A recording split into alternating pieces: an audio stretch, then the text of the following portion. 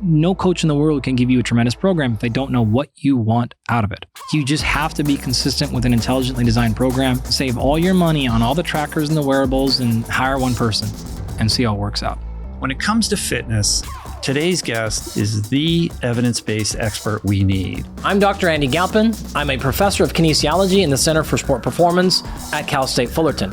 Having a plan always beats not having a plan, even if the plan itself isn't necessarily demonstrably better than another plan. Physiology doesn't know you're training for speed or endurance, right? It simply knows stress, demand. Fitness is complex, but it can be decoded. Today, Dr. Galpin provides a comprehensive overview of fitness and its importance, dispelling common misconceptions to help us better understand it beyond simple catchphrases like VO2 max. You have the ability to run hundreds of miles or swim 1,000 miles. You have the ability to feel better.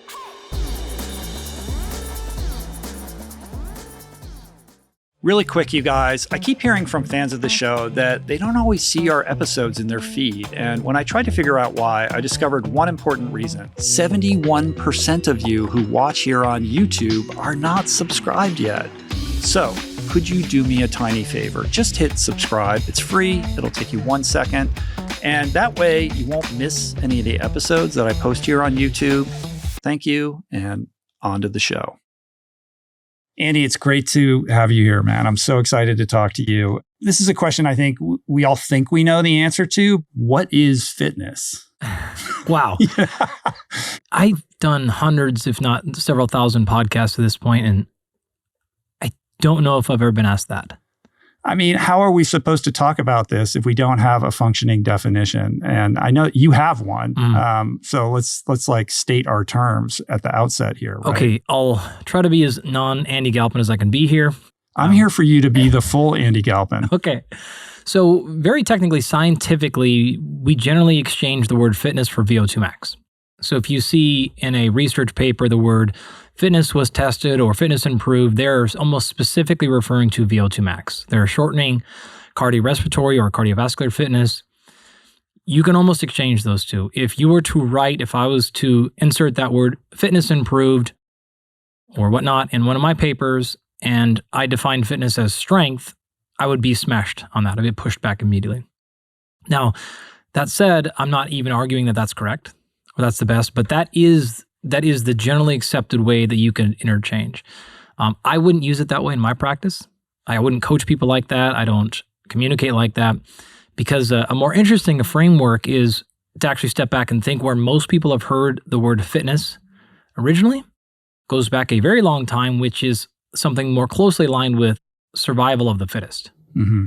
That did not refer to VO2 max. That did not say the person or species or organism that has the highest VO2 max is going to survive the longest. It had nothing to do with that.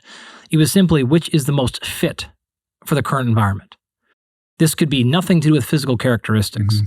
Which one is most fit to survive based on the demands placed upon it in the area environment that they're in.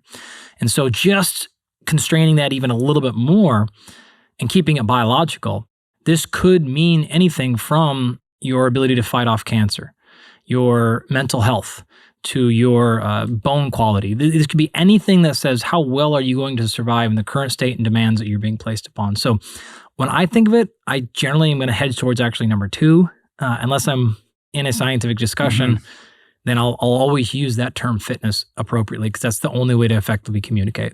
From canvassing your work, my sense of this definition is if we locate it in the kind of exercise world in which we, commonly associate this word. It's a reflection of your resilience to adapt to progressive stress. Or maybe just even take the word progressive out and put stress. We'd probably choose a different term for that. Generally, fitness is more hedged towards expression than adaptability or resilience.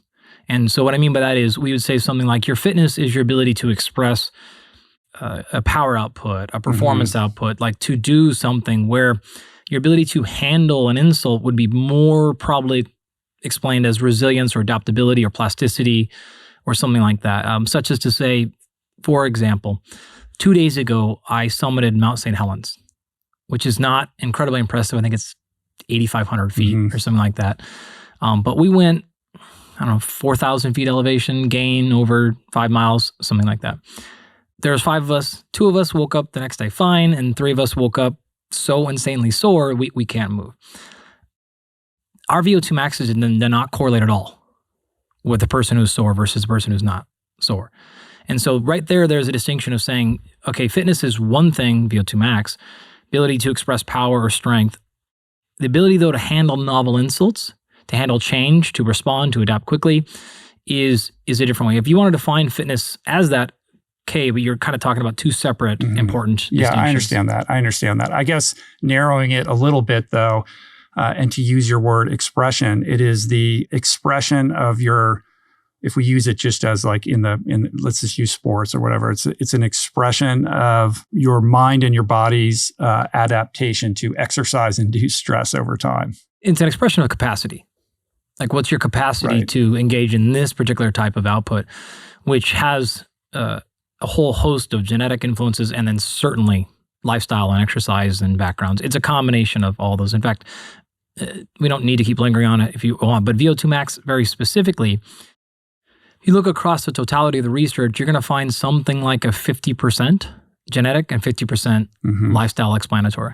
So just baked into that, it is a combination of what you're saying. It is the expression of what you've done for training, the expression of your ability. It's the expression of genetic limb lengths and everything else that go into that.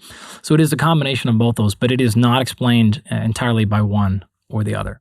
To me, when I look at the landscape of fitness and people pursuing fitness goals, there seems to be 2 things that are occurring. One is people they lack the education and information to approach their goal appropriately. Like they're just barreling along based upon some kind of half-baked plan, or their friend told them to do this or that, and they're just bouncing around, right? So it's a very kind of unfocused approach.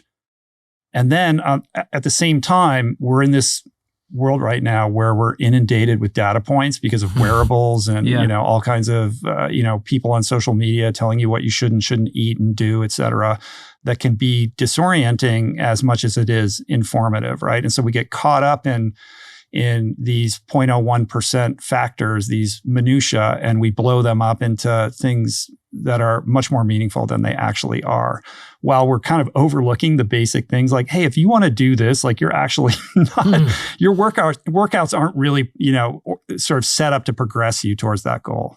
Okay, so my number one advice for this, ditch all of that stuff and spend the money to hire one coach. If it's let's just keep using the example of a race goal or an endurance goal, just hire one coach who's done that and really just do their whole program for 8 weeks or 12 or whatever the thing is.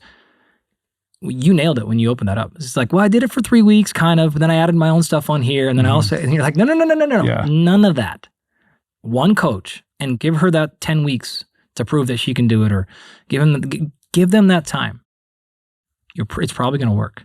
Someone who's done it a lot, someone who has been there and coached tens, thousands, hundreds of people, sticking to a program that has been intelligently designed for you based on really just a few factors. It's not that much. A few things, monitoring, progressing, how are we feeling, checking in on subjective, just how do you feel today? How's stuff looking? How's the volume? How's the intensity progressing? Like just really basic stuff. The vast majority of people are not doing that. If you have done that or have been doing that, maybe now we can go to other steps, but you couldn't be more right there. When we hear these things come up, so many times we're like, you have just not stuck to a program for 10 weeks. You haven't done it. You had all these work trips pop up or you got sick. It's nothing else. Like you just have to be consistent with an intelligently designed program. And so you can save all your money on all the trackers and the wearables and everything else and hire one person and see how it works out. I've never been able to achieve a real kind of like athletic goal for myself without a coach. I pay somebody. Like Tim DiFrancesco has been programming me for years, my strength and conditioning. I can certainly do it all by myself, and I pay him and I'll never stop paying him to program everything for me. How important do you think it is to have a goal, just to focus what it is that you're going to be doing with the limited time that the average person has? Because I think most people, and probably most people watching this or listening to this, they don't have a goal. They just they want to lose a little bit of weight. They want to get a little swole. They want to feel fit and good in their body. They want the mental health benefits of what it feels like when you're active. But that translates into I go to the gym 3 times a week and I kind of do what I want. And yeah, I work the different muscle groups and I know, I sort of know this many sets and this many reps. And, I alternate that with cardio on the treadmill and I try to eat well and I call it a day. Mm-hmm. You're probably going to get that result. You're probably going to get you did a little bit of work and you kind of ate pretty well and you're probably going to get kind of results. That's how that's going to work. I'm hesitant to say yes on goals because when people hear that, they go, eyes roll. I'm not going to get a piece of paper out and write a goal down. I'm not going to do that. I know what I want. I know I want my back pain to go away and I want to lose these few pounds. Okay. So it's not the fact that you need to be great, I'm going to compete on this day, or I'm going to try to get this new record on bench or this new body weight here. The research has been clear for decades. That is going to be more effective. In fact, if you look at the research on periodization strategies, so this is a fancy way of saying, how do you set your volume up to progress over weeks? Like really in the weeds, strength conditioning nerd speak. It's really clear. Almost every form of periodization that's ever been tested works about equally as well. And they all exceed no form of periodization. Having a plan always beats not having a plan, even if the plan itself isn't necessarily demonstrably better than another plan. And so you can phrase that and think about that in the form of an actual goal. Write a number down on a piece of paper that you want to get to in terms of the outcome. Or you can think of this as simply as, I'm going to have a constructed plan. To me, I'm more interested in that part. Have a plan. If that needs to be attached to I'm doing this plan so that I'll be held accountable to that outcome, tremendous. I don't set specific goals like that personally, but I have a new plan every 6 to 8 weeks. And at the end of those, I have a long conversation with my coach. We go over everything and then we adjust. And I do that based on seasons or things I have coming up, like hiking the mountain, or it's winter and I want to do these things more. I like these activities more in the winter. Where I live, it's very rainy. So I'm going to do way more indoor activity stuff in the summer. I want to be out with the kids. We're going to switch there. So it is more based on that. It is based on other things going on. So they're not I didn't write a time down. I want to get up St. Helens in this time, whatever. But it's hey, I want to do that and then not be on the couch for a month afterwards. I want to do that and not tear an Achilles. Okay, great. So we just which is a goal. It's just a different kind of goal. It is for sure a goal. It's just not the way people think of when they hear those. They think, oh, goal, I have to write down a max I want to do. No. It's just a purpose, a target. And then you have a plan constructed around that. There are different kinds of fitness, what you call adaptations, 9 of them, right? So when we talk about fitness, it's not one unifying thing. It's something we express in all these different ways. And maybe you can kind of go over those generally, because in terms of creating a plan or setting a goal, you have to know which of the adaptations you're trying to, kind of improve upon or optimize, because some of them work in tandem with each other, but some of them are kind of countervailing forces. Yeah. So the system is always start off number 1. This is classic strength and conditioning theory stuff, but I'll break this stuff down in a little more of a condensed form because we don't have a whole semester, right? Yeah. We could, but for today. Number 1 is what we would call a needs analysis. This is just understanding what you need to get done. This could look like you just walking in saying, I want to lose 10 pounds. Or you could run through a bunch of tests and exams and whatever. I don't really care about that point right now. The point is you have to understand where you're going. No coach in the world can give you a tremendous program if they don't know what you want out of it. Within that, it actually, and I'm hoping people are sticking with me in this because this second part is probably more important than all the other things I'm about to say. One thing I will emphasize over and over again, pay attention to what I call the defender of those goals, or that goal is. It's not the goal per se. Here's what I mean. You want to set a new PR in a 5K. Great. People then say, my goal is to run this thing in 17 minutes. That's not the goal. That's goal, fine. But what's the defender? I got to run more. No, it's not the defender. Why aren't you running it in 17 minutes right now? Are you getting injured too often when you pick up the running volume? Are you too slow?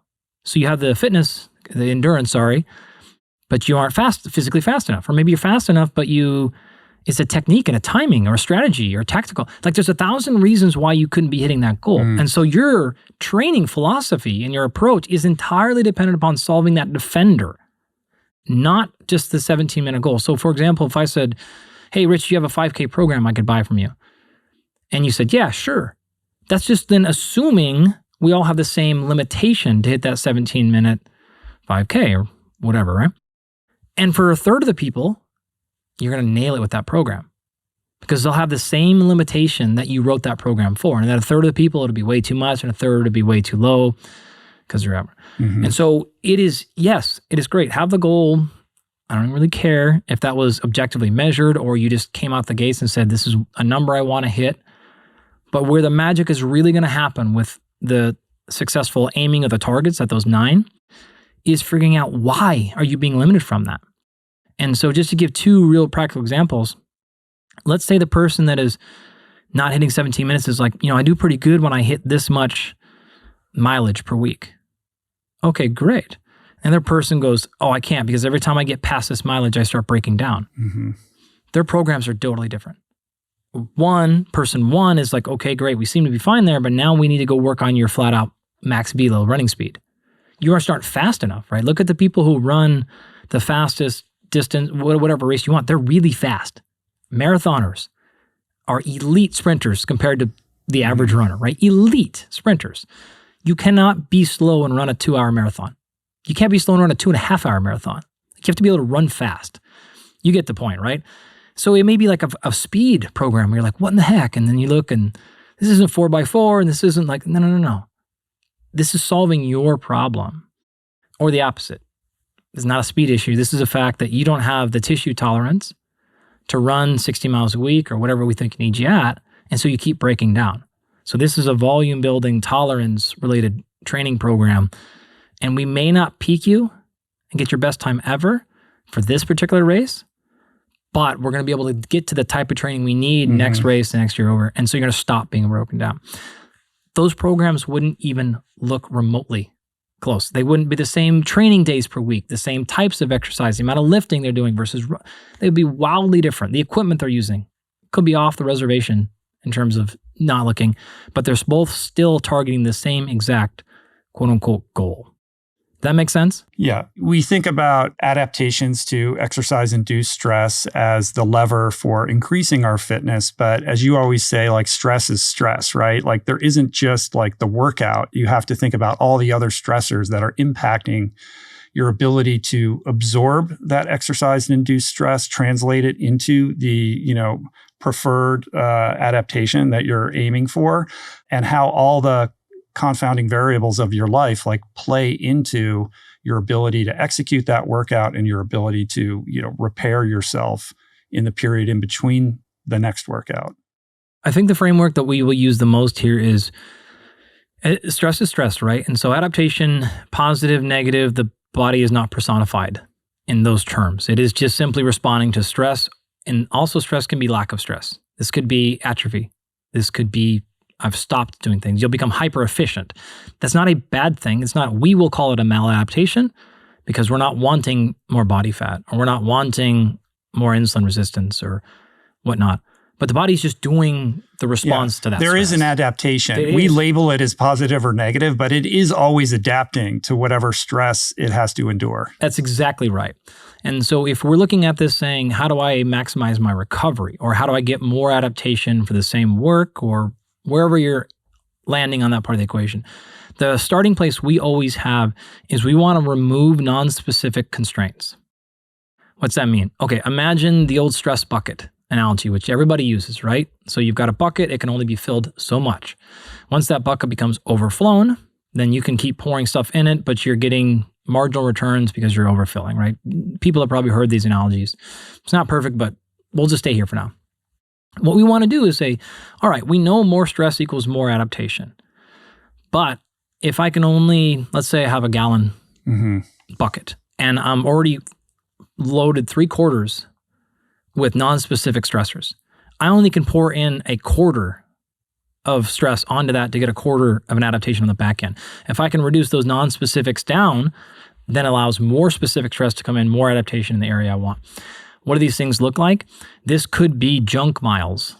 This could be lack of sleep that takes things out of my recovery capacity. It could be a whole host of endogenous factors, micronutrient insufficiencies, psychological stress. These things are preloading the stress bucket. And I could walk you through some physiological examples of exactly what this could be. But what they're doing is they're not allowing then you to either pile on more stress, think of this as like more training, more adaptation, or you don't have the recovery capacity to handle, manage, adapt, and overcome those stressors to get that positive adaptation. And so you have non-specific stress piling on that overall, what's called allostatic load or allostasis, gets too high in a non-specific. This is people spinning their wheels. And this is when we say things like, well, my training logs are the same or pretty close to what they've been. My sleep hasn't gone way down. My HRV hasn't gone way down. I'm not like crazy sore or anything like that, but I'm just not progressing anymore. These are super classic scenarios. When we see that, we go, okay, great. But what you don't see is these non-specific stressors preloading that bucket. Once we get those constraints out of the way, we call those performance anchors. We don't really have to do much after that a lot of times. We don't have to get to the second step, which is accelerators. People want to jump right to accelerators when we will almost always look and say, before we do any of that, we have to get the anchors gone or managed or somewhat reduced. And then you'll just simply be able to train more. Or your training will you'll have enhanced recovery capacity or however you want to look at that part of the equation. But that is like conceptually and philosophically almost always our approach. There are some times when we truly can and need and are ready to go just purely at the accelerator side. But for the most part, we handle the anchors and then we get out of the way and let people's physiology do what it wants naturally, because as much as we do know about physiology, the vast majority we don't. And so we don't want to play too many fingers on the piano stick keys there, because let's just let that person's body do what it wants to do and then kind of watch from the outside. So what I hear you saying is basically we need to really understand the full map, where we're playing our game here. It's not enough to say, I'm running the Boston Marathon on this date and I have this many weeks and here's what I have to do to be ready, or I want to deadlift X by this date, and just being focused on what the workout is and nutrition and sleep. There's all these other things that go unnoticed. And some of these we have some acuity to kind of naturally perceive. We know we're off or whatever, and we know something's not quite right. But, a lot of them aren't. Like, they're just there. And short of finding a way to measure them and identify them, they will just go unnoticed and therefore, become these anchors that are kind of chronic and persistent because we're not really seeing the map. Yeah, we break them up into visible and hidden stressors, right? So visible ones are exactly what you just laid out. You know it, feel it, see it, you're aware of it, you're doing the idiot stressor stuff, like you're drinking a bottle of wine before bed every night. Like, you're doing these things where, okay. It's like, you know what's up. Right. Yeah. But the visible ones are the challenging ones, right? Where you have a subclinical sleep disorder and don't realize it. You have something going on in your environment or your water, we could go on and on about these things, and those do become challenging. You don't have to go there. Not everybody has some pathogen in their water that, like, these tend to grab people's minds and freak them out. So I don't like putting too much emphasis on that, because the vast majority of people, it is really just visible stuff. You're not as good in your diet as you think that you are. Your training program that you just made up for yourself on ChatGPT, maybe it's not very good, actually. Like, most of the time our problems are with those 2 to 3 really basic stuff. But there have been plenty of cases when there is something in the hidden side that has really unlocked somebody who's been stuck for a while, or has spun their wheels. So it can be all those things. A secondary goal in this conversation is to hopefully put to rest some prevalent misconceptions out there that are driven by a desire, to be reductive about certain pillars and aspects of fitness. One of those being VO2 max, which you kind of just elaborated on already. But before we get into more specifics, what is your sense of the sort of biggest or top level misconception that people have when they think about fitness and their own personal relationship with fitness? Oh, geez, we could go so many directions with that one. I would say kind of right out the gates, just things hitting my brain when you say that. Some common missteps in this space are being too worried about individual specific protocols, right? So there's an optimal repetition range or an optimal rest interval or an optional volume. And those things can sometimes exist on the individual person. So you're going to find out your response is better at a certain volume and mine is different at a certain volume, to say of running or cycling distance or so on. But the fact that we can just go out and say, you should do 3x5 or you should do 4-on-4, like those are just honestly almost random examples. And I'm happy to share with you why that is the case. I'm completely on your page as an athlete who kind of grew up, as a swimmer and later as an endurance athlete. Every day it was just intervals, and those intervals were infinite in their form and shape and intensity and duration and volume, right?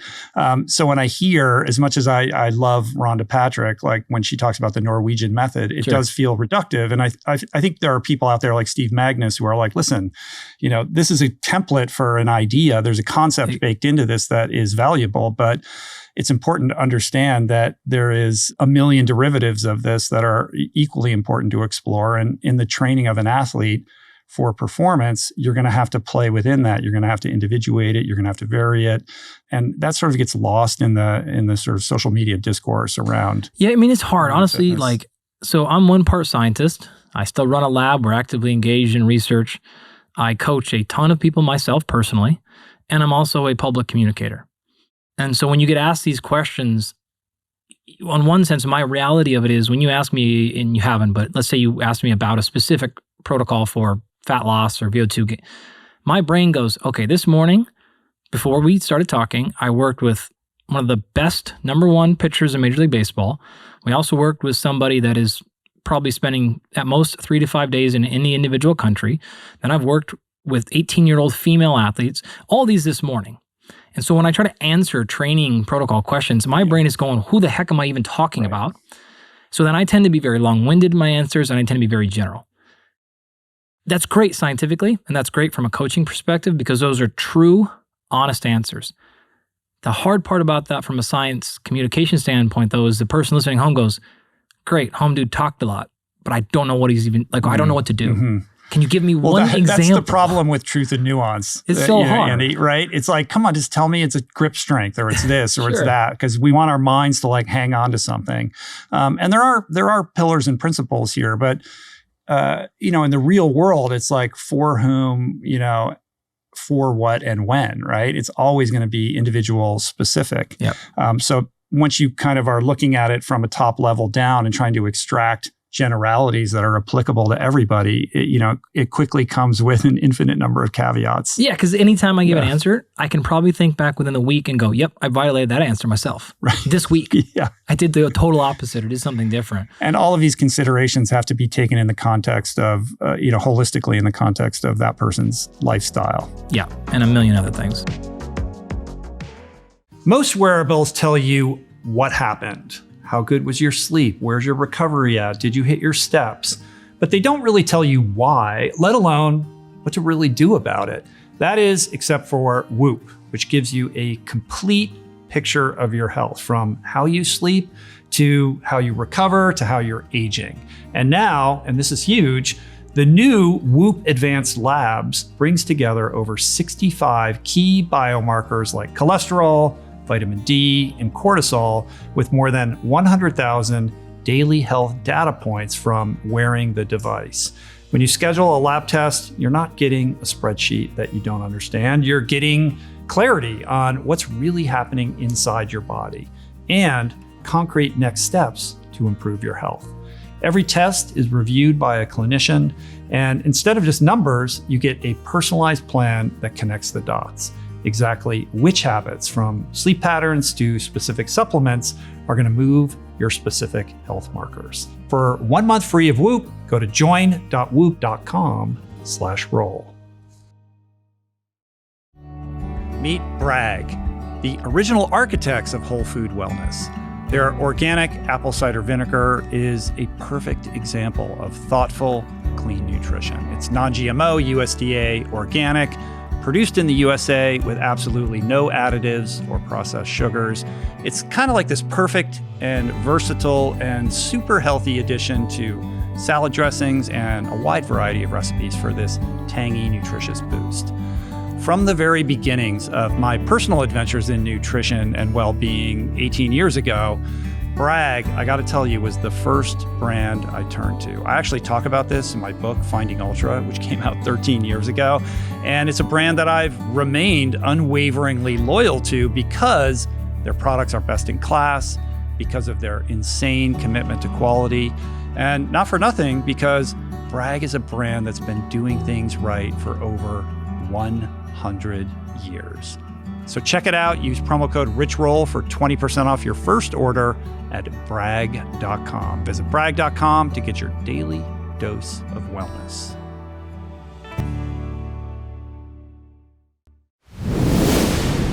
In many ways, it also relates to people's relationship with how long it takes to, actually, do what's necessary to be the person who can run a 5K at that time, and they want it to happen quickly. So in the case of the person who's like, I don't respond well to volume. Anytime I'm on a volume program, I get injured. It's not the volume; it's your progression towards the volume is just too accelerated. Like your body can't absorb and adapt to that form of exercise-induced stress within that constrained time period.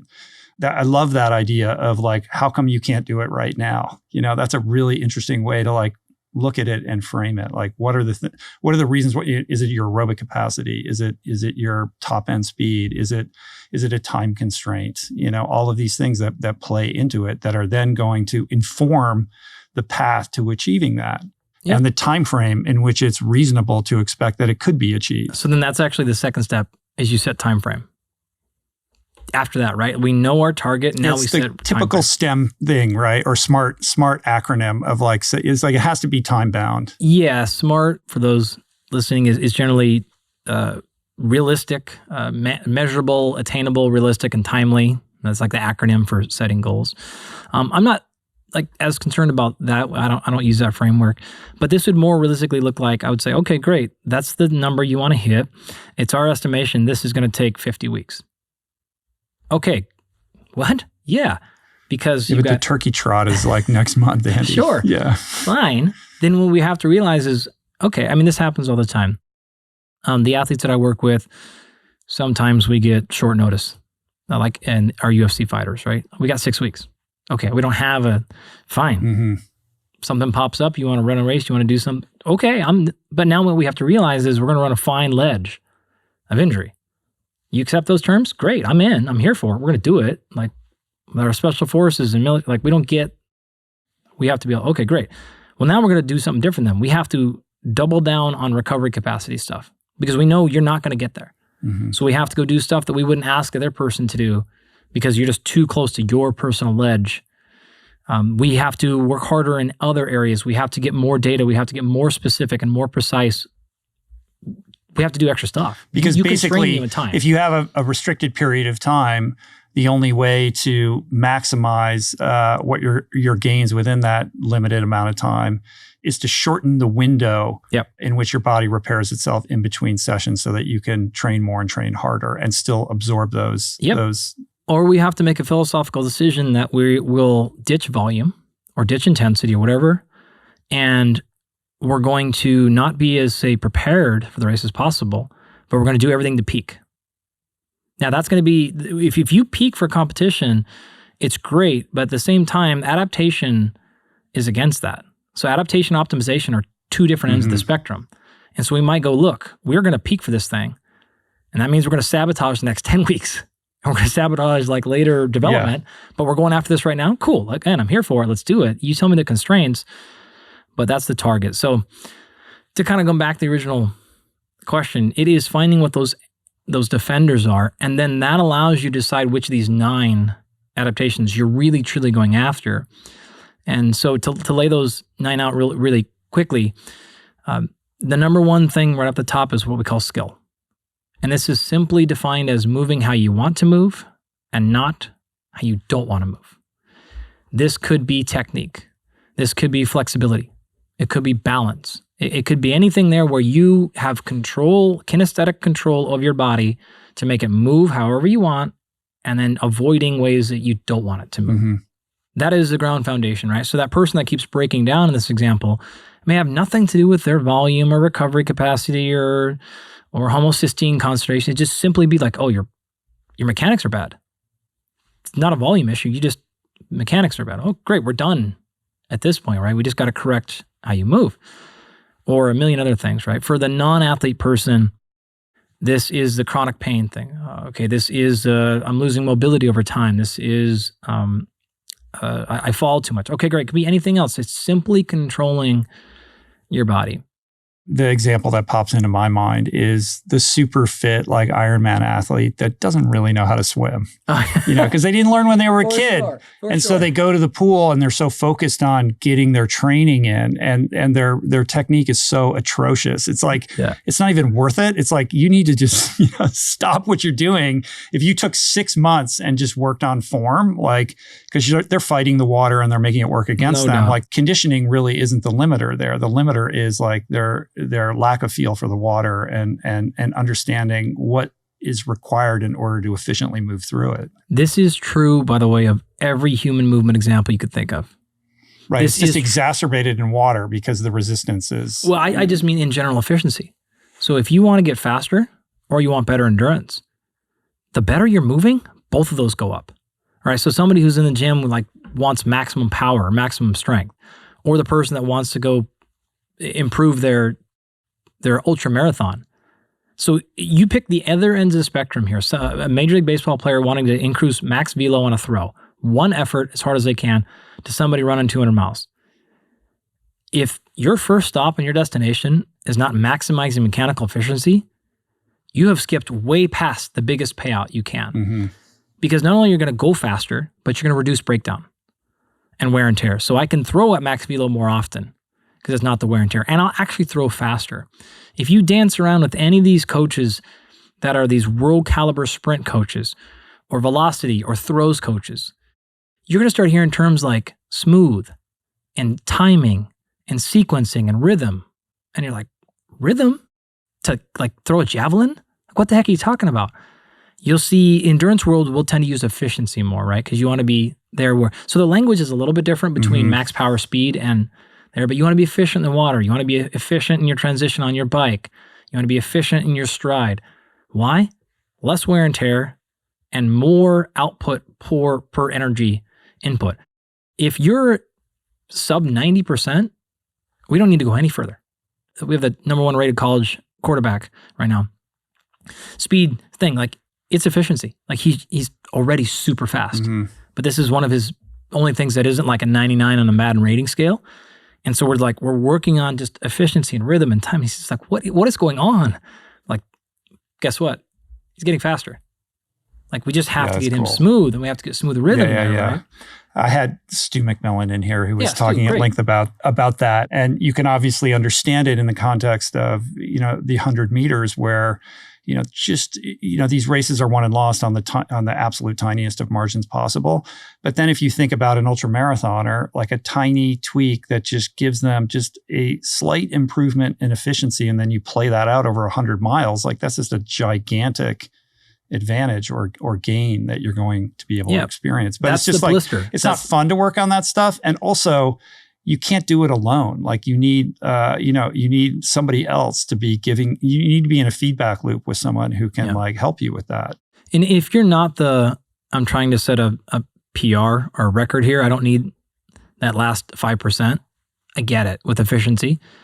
Just don't be the bottom 50th percentile. So as long as you're moving reasonably well, the average person can get away with that, and to where we can say, okay, fine, we can move on to other parts of your training program. But if you are below average with how you move, there's really no point in moving past that, because injury, short and long term, just gets too high. The shoulder just starts nagging you, the low back, the neck, and we're not actually getting progress. And now we're talking endurance, we're talking about muscle growth. You pick the adaptation we can get into, that's going to be a truism. You have to at least be above average with how well you move. And if that's enough for you, fine, we can stop there. But below that, basically a person in our program would be pretty much stalled at that point where we're like, you have to move better with whatever we're asking you to do, whatever movement that is. Above average is kind of like our minimum threshold for that. And how you get somebody to move better, obviously, is going to depend upon their specific sport and all that kind of stuff, right? Yeah, I mean, I think there's also, like, it just in running, it's like, oh, well, just everyone, like, we all know how to run and everyone's just out running. We're all, we're born to run. And some people look like gazelles when they do it. And some people look like, clunky, I don't know, like Subarus out there, humbling along. And there's just not really much to do about that. And I suppose that, it's going to be difficult to get the average 45-year-old dad to run with the form that Kilian Jornet does. But the point is that there's a lot of room in between there. Yeah. It's like, or the basketball player. Like you're not going to end up looking like Michael Jordan, but I'm sure there's plenty that can be done to improve upon whatever it is you're doing, and you're doing it just because that's the way you've always done it, and no one told you otherwise. Yeah, minimal viable here, right? Like if you and I went and ran, let's say we're both at 80% of our best technical running skill right now, but your 80% is a lot higher than mine. Because I don't have to run as well as you have to run, because I don't ever run the kind of, I don't know how much you're running these days, but you get the point, right? I just had back surgery. I'm not running at all, buddy. Yeah, I got questions for you about that, but anyway, keep going. Well, you go back 5 years, right? 10 years, whatever. Point being, if you're a runner, then what I would call minimal viable running movement skill is higher than someone who goes, oh, I want to be able to run, but I'm going to run less than 3 miles a week. Oh, okay, great. So we can go, you're at a 6 out of 10. But you're only going to run a couple times a week, and we're doing some sprints or whatever, and we're just doing it for fitness and fun. Great. We're not going to ask you to get to like 80, 90%, just like sacrifice everything else so you're running as great as possible. We don't have to do that. But if you're a 3 to 10, you're like, we're not going to play pickleball. Mm-hmm. Like, we're just not going to go do it because you're too low. But if you're going to maximize in that individual goal or run a huge distance, or it's a big part of your training, then we're going to ask for that technical capacity to be a little bit higher than the next person, because they're just a little bit lower. You don't have to have Olympic weightlifter squatting technique for us to be like, okay, you can squat. Oh, are you going to squat twice a week, once a week? Fine. So that gradient changes based on demand and what we're asking your body to do.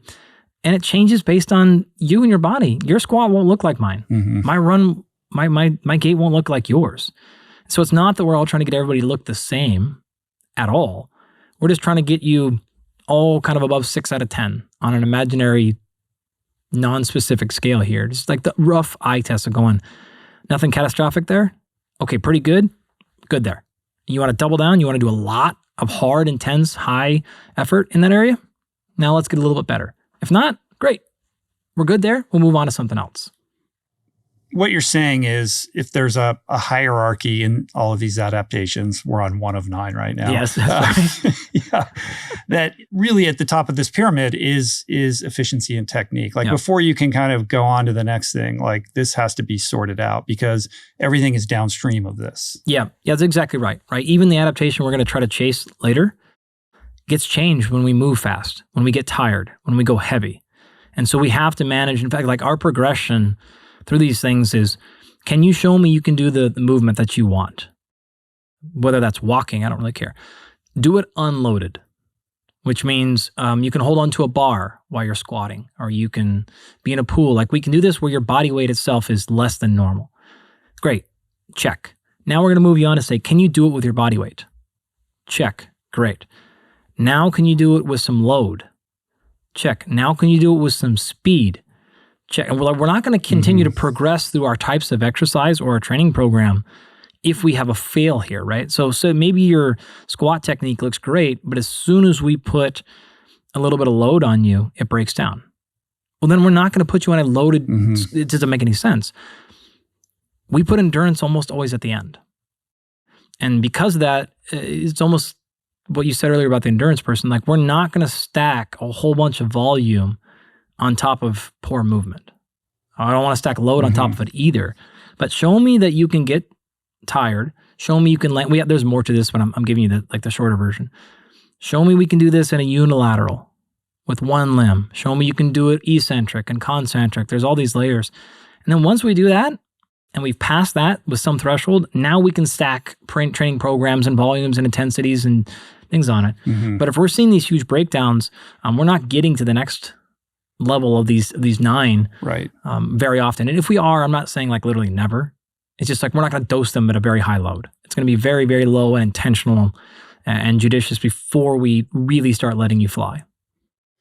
Through that lens, in thinking about endurance, it's not so much like how long or far can you sustain an effort. It's how long or far you can sustain that effort without a breakdown in your technique and efficiency. Because like lots of people can like stumble across, the finish line of some ridiculously long race, but the people who do well are the people who are able to maintain that form, that technique, and propel themselves forward efficiently without a breakdown in that. Because once that breakdown happens, like the whole house of cards kind of like, collapses on top of itself. I changed this probably 10 years ago. I remember I was, Brian McKenzie? I do. So I was at Brian's house and he was talking about that exact thing. And I was like, oh, that's really interesting. His endurance programming was all failure was defined as technical breakdown, right? Not volume, not time, not anything else. It was when you break down technically, like that's your There's number. no point in continuing to run further or whatever at that point. Yeah. And then like 2 days later, I was in Colorado with Lauren Landau, strength and conditioning coach. That is. Tremendous guy. He was with the Broncos for a long time. Now he's at Notre Dame. And he said the exact same thing, but not from the endurance perspective. And he was going through different drills he was doing. And I was like, how am I not doing this? Like immediately was like, oh, this is the most ridiculous thing ever. And so we've pretty much used that almost exclusively since then. Is we will always define, not always, most of the time we define fatigue or endurance or failure as that point of diminished technical breakdown, right? You're going to like, your posture will break and like you'll come back. But when we see whatever we're defining as a major technical breakdown, then that's the limit. And so in fact, I got a text on the way here. One of our guys is preparing for a fight in China. And he told me last night he had a PR in our endurance work. And this is an aerodyne piece that we do for rounds. And those rounds are cut off with technical breakdowns. So this is a posture. When he's leaning forward and the head starts flopping back and forth and his elbows start flying up, that's when we like cut him. And he doesn't know this, by the way. He just gets arbitrarily told he's done. He has no idea why, right? We can't, because then he'll just hijack the system. And he won't listen to this. What are you doing? Why are you? Yeah. He's like, no, we're done. He's just like, okay. But we got an extra round out of our stuff last night, which is now the 3rd week in a row we've added a round. And I'm like, great. So what this is showing me is he's holding position better at the same or higher levels of fatigue. Intuitively. He's subconsciously holding this. And then when he gets really tired, he breaks. Phenomenal. And then we see that in his actual skill training. So that's a very big part of our stuff, especially when we are pushing close to competitions where volume and intensity are high, calories are low, stress is high. You're just like, you're asking for a recipe there and you're looking for any excuse to dial something in. And that for him, for some of our other athletes, it's honestly not as big of a deal. But the really practical application of this for the everyday person is next time you're in the gym and you're thinking, I'm going to go to failure on this lift. Failure isn't, when you can no longer get the bar all the way up by doing whatever you have to do, moving your body around to do it. It's as soon as you can't hold perfect form, then you're done, right? And I think the other gem within that is that the most important thing in advancing your fitness goals is consistency. Like you talk about this, consistency over intensity. And everybody loves to, talk about their monster workout or their massive lift or their incredibly long, weekend run or whatever. And that's all fine, but it's only as important as the rest of your program and how it fits into that, right? So quality, like volume being limited by the extent to which you can express it with quality. Right? 100%. And my rule is always, if I'm being consistent, like less is always more, because you're not just training for the day, you're training for the week and the month. And the idea is to be able to get up and do it again the next day and the next day and the next day. And the minute you start kind of inappropriately stepping over the line and doing a little bit too much because you feel good that day. Just because you feel good that day and you want to go for it doesn't mean that you should if you have a greater goal that you're working towards, because that can come at a cost that's going to undermine your ability to express yourself physically the day after, when that was the day when you really were supposed to, do that other kind of workout to advance that. With our athletes and our non-athletes, because by numbers, I coach more non-athletes, general population people than professional athletes. With all of them, we have very specific, you can set this up however you want, but red days that you're going to go after it, right? And it doesn't always work like that, especially for non-athletes. It's like I'm running a company and I've got a family, this thing. Okay, great. But we will have that plotted for the month and ideally at least for the quarter as well. And so when we get to a spot where that person goes, I'm feeling great today, I want to go after it. Well, we know what's coming up next week. And we know what came the week before. And so we can look at it and go, yeah, if you want, go ahead. Or we can go, no chance. Why? Because either we did a ton last week or we got a whole huge set coming up next week or next month or whatever. And so we're trying to really make an intelligent decision about when to fly and when to not go. All that is orchestrated, whether this is just on subjective, how hard day, medium day, light day, or we have direct measures with a bunch of physiological variables and other stuff. We have a combination of super high technology and no budget, no technology sort of people. So you have some plan there. Now, if you don't have any of that, a number that we will just randomly throw out is the average person who has a real job and a real life can hit that red zone 2 to 4 times a month. That seems to be a really good landing spot. And to be really clear, red zone isn't like a hard workout. The red zone is you're not sure if you're alive anymore, right? You touch death on the wall and we're going to come back from that. You can train really hard a lot, right? Especially if, your house is in order in other places and your recovery's good. You can train pretty hard, but that true, I went, all the way to the edge there 2 to 4 times a month, depending on what that means and other variables, is about as much as you can handle. That ends up being something like 10% of your training. 5 to 10% of the time is where we're going to really have a truly red day. Depends on if you're training twice per week, 4 days per week, or whatever. Somewhere in the 60% range is going to be work capacity.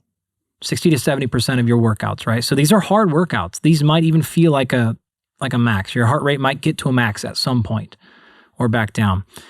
But this could be a combination of technical work or intervals or strength or lots of things like that. But the vast majority of your time is going to be there. And then that leaves another 10 or 20 or so % of time where it should be truly technical stuff. It could be recovery. It could be just putting in some volume. It could be practice and improving skill.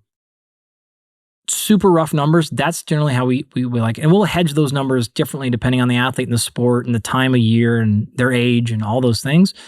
But just to give people something to grasp on, because I know when I hear comments like that, I'm like, "Are you gonna tell me never to work out hard?" That's dumb. Of course you're gonna do that, right? But you have to also think about that and be like, okay, you had a long day at work, heavy stress going on there, factor in a bunch of other stuff, and then you took a whole truckload of stimulants. I'm sure you feel great. Yeah. But you're going to pay this one way or the other. Now, if it's a couple times a month, you're fine. Some people that might be more, some people that might be less. But most of our time should be spent in that, we're building capacity. We are working hard. We're maybe getting a little bit sore, but we're not doing that I threw up in the trash can at the end of the workout sort of thing. If you're 18 or 25, you can get away with that stuff. Yeah. When you're 40, you're 33. Think twice, my man. Yeah. Let's be intelligent about when we really do that. Whether or not you have a goal or not, a workout should have an intention, a purpose. You should know why it is that you're doing what you're doing and what it's intended to accomplish. And in order to know that, you have to know which adaptations you're going for. And you mentioned technique and efficiency, but there's strength, there's speed, hypertrophy, there's endurance, there's a lot of them. We don't need to itemize all of these things, but just being clear on how is this workout moving me, in the direction I want to go in with respect to this adaptation. And I think what I see, and I'm curious what you think about this, with most people, average people could be really fit. They love working out. And like I said, they're like, this is my routine. I go to the gym, I do this stuff. I have 45 minutes to run, 3 or 4 times a week. And so I just go out and I just like run and I go kind of like as hard as I can sustain that effort for 45 minutes. And I think most people's experience with this is that they improve quickly, because when you're just starting, you see those gains and that, creates adherence, which is what you talk about. You get more emotionally invested in doing this. But it's not long before they plateau. And we can talk about plateaus with elite, performance athletes, but I think with respect to the average person, I think there's an epidemic of people plateauing out there because they're not really intentional about what they're doing. And for the most part, they're just kind of going in the middle every day. Like they don't have that red zone workout where they're flat out, or those moments are rare.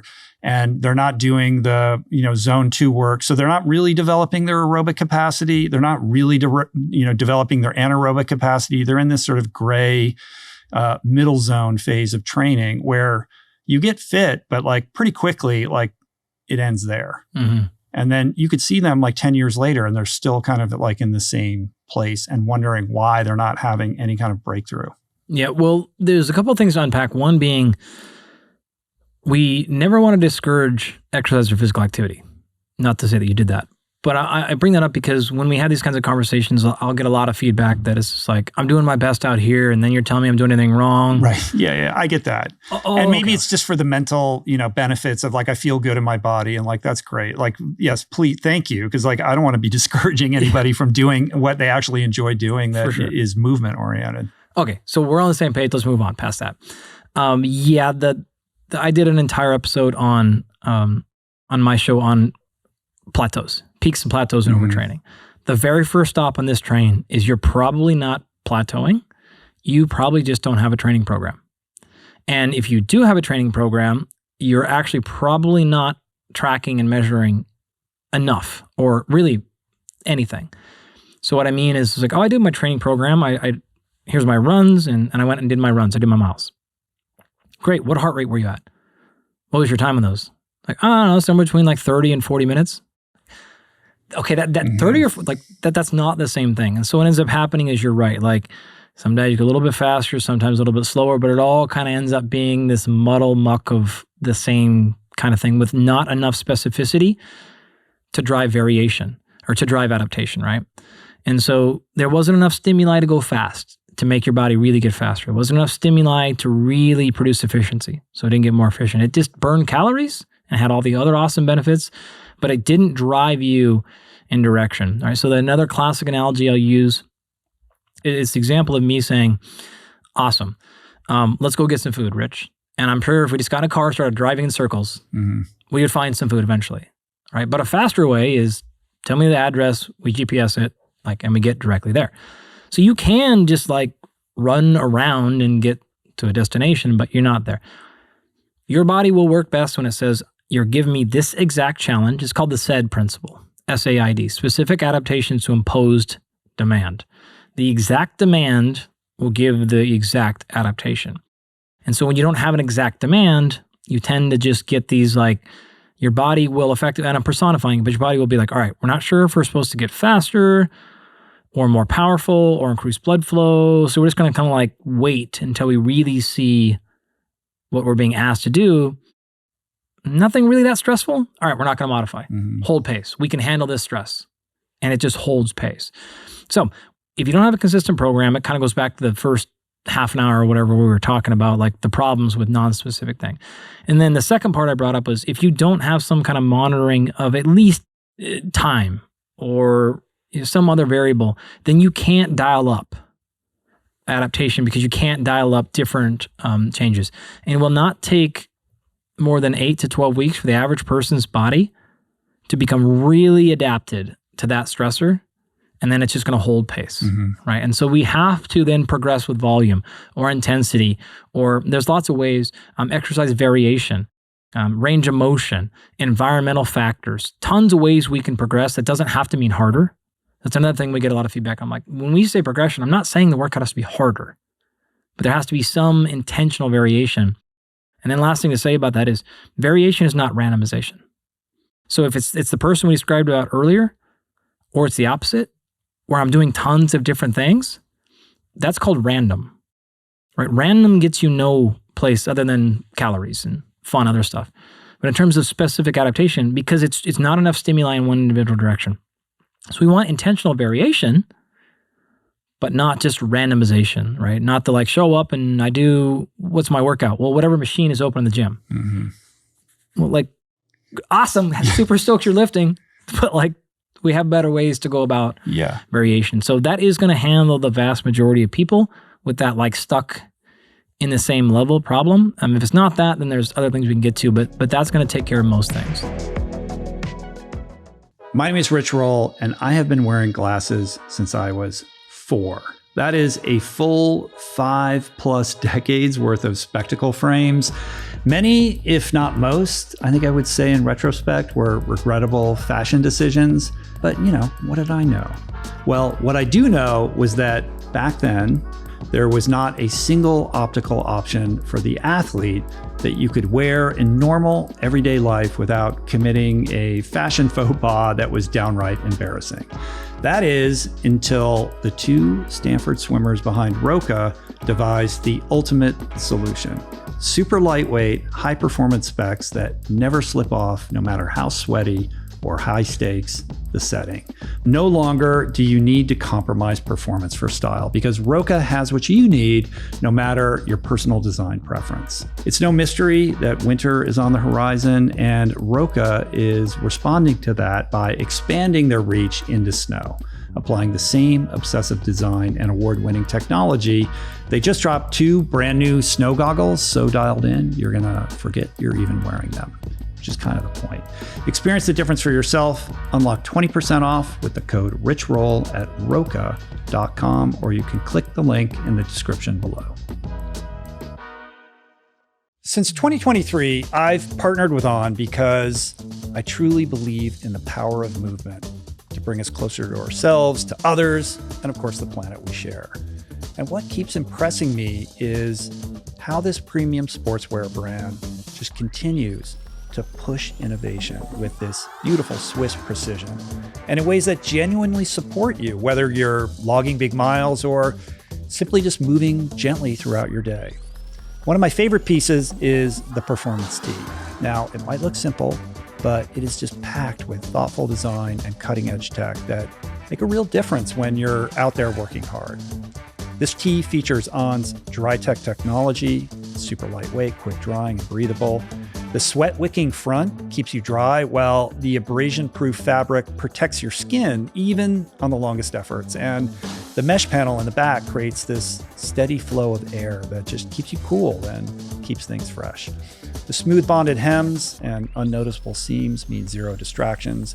And the modern minimalist design holds it all together, complete with reflective elements that bring a clean, functional aesthetic that I just absolutely love.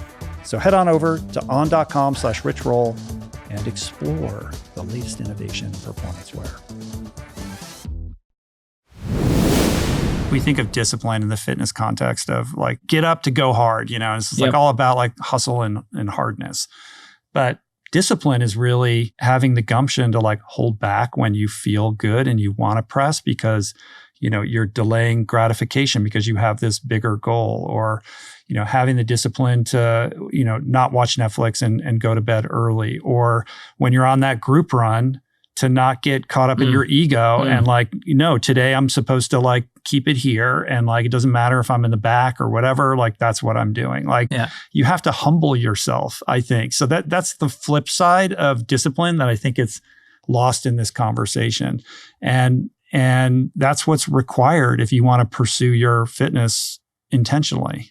Yeah. You have a plan if you can and stick to it. And so to the people who are like, I got 45 minutes, 3 days a week person, just like, I'm just trying to not be dead. Like I'm not into this fitness stuff that much and I don't really want to write programs. Fine. There are plenty of people who sell $10 programs or $30 or like these are super affordable things now. I still at this point wouldn't recommend just like throwing stuff into ChatGPT because there's just plenty of services and coaching programs that are really well-established coaches who can give you a really affordable training program. Buy one and follow it. Mm-hmm. You don't have to think about anything. You show up, do the workout, and you're done. At least you have some experience buying those training programs. If you're the opposite, probably maybe more like you and I, who like actually want to know all these, fine. You can get really expensive training programs. So you can have solutions that match whatever your interest or means are for these. But if you're wanting progress and you're not getting it, and you're not doing one of those two things, we don't have to look much further than that. And I think you're going to solve most people's problems. Many of these fitness adaptations work in conjunction with each other and sometimes in parallel. And no matter what your fitness goal is, there's on some level, like you have to be kind of advancing all of these adaptations somewhat. Like if you're going to be an ultra marathoner, you still need to pay attention to your strength. Like you can't just I've learned this the hard way. And if you want to be a strength athlete, you're going to have some endurance, work in there in order to optimize that primary, adaptation pillar. But sometimes these things work at cross purposes with each other. And I'm thinking about the explosion of the hybrid athlete, the person who wants to crush it at High Rocks, but also wants to run Leadville, and so they're like super jacked, but like they're going to go run 100 miles. There's something really cool about like the challenge of like how you make those two things like work with each other, but you're really chasing goals, like opposing goals at the same time. Like, do you counsel athletes who are, who are trying to do this? Like, how do you get your head around like, putting that person on a program that's going to work? I mean, basically, if that's the guy you want to be, you're really just sacrificing your capacity for greatness in either of them, right? Like, unless you pick one. Most likely. Yeah. Now, I like how you said that, where you're sacrificing capacity for greatness. Not good. Yeah, you can still do these things. For sure. And perhaps that's just the goal. But if you really like want to be on the podium at the High Rocks World Championships, then maybe, you need to put the Leadville goal aside for a couple of years and then shift your focus and work towards that, Yeah. I mean, I teach the physiology of these crossover concepts in our online courses. So we can walk you through it. Like we can walk you through everything from the lymphatic system to endocrine to neural and like which ones cross over, and all that can be mapped out pretty easily. But on the highest level, remember, physiology is not a person. Physiology doesn't know you're training for speed or endurance, right? It simply knows stress, demand. And it only has so many resources. And it can only do so many things in so many directions. Like really classic examples here. If you were to maximize the size of your individual muscle fibers, right? This is an area that I specialized in for a long time scientifically. Great. Well, if we maximize that size, at the same time, we start to compromise what's called lattice spacing. So it's the distance between the actin and the myosin. These are the contractile fibers, filaments that work within your muscle fibers, right? So if we get that thing really large, we might actually start compromising the ability of it to maximize speed of contraction.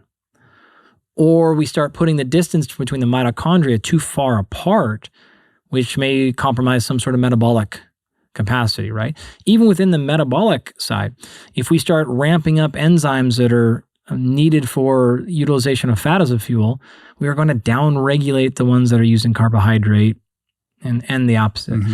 And so in the middle, much of it's going to cross over. It's at the extremes where you stop seeing crossover and then you start going past that and you actually start seeing detriment to that. And so there's actually was a paper that came out just recently by a group I'm familiar with on that mitochondrial piece, which is the lore for all these years has been, hey, strength training doesn't enhance mitochondrial capacity, but endurance training does. And for the most part, that doesn't seem to be the case. It seems to be the case of like a misunderstanding of this combination of mitochondrial size, mitochondrial density within the tissue, and you have to be able to account for muscle size to understand what the actual adaptation is.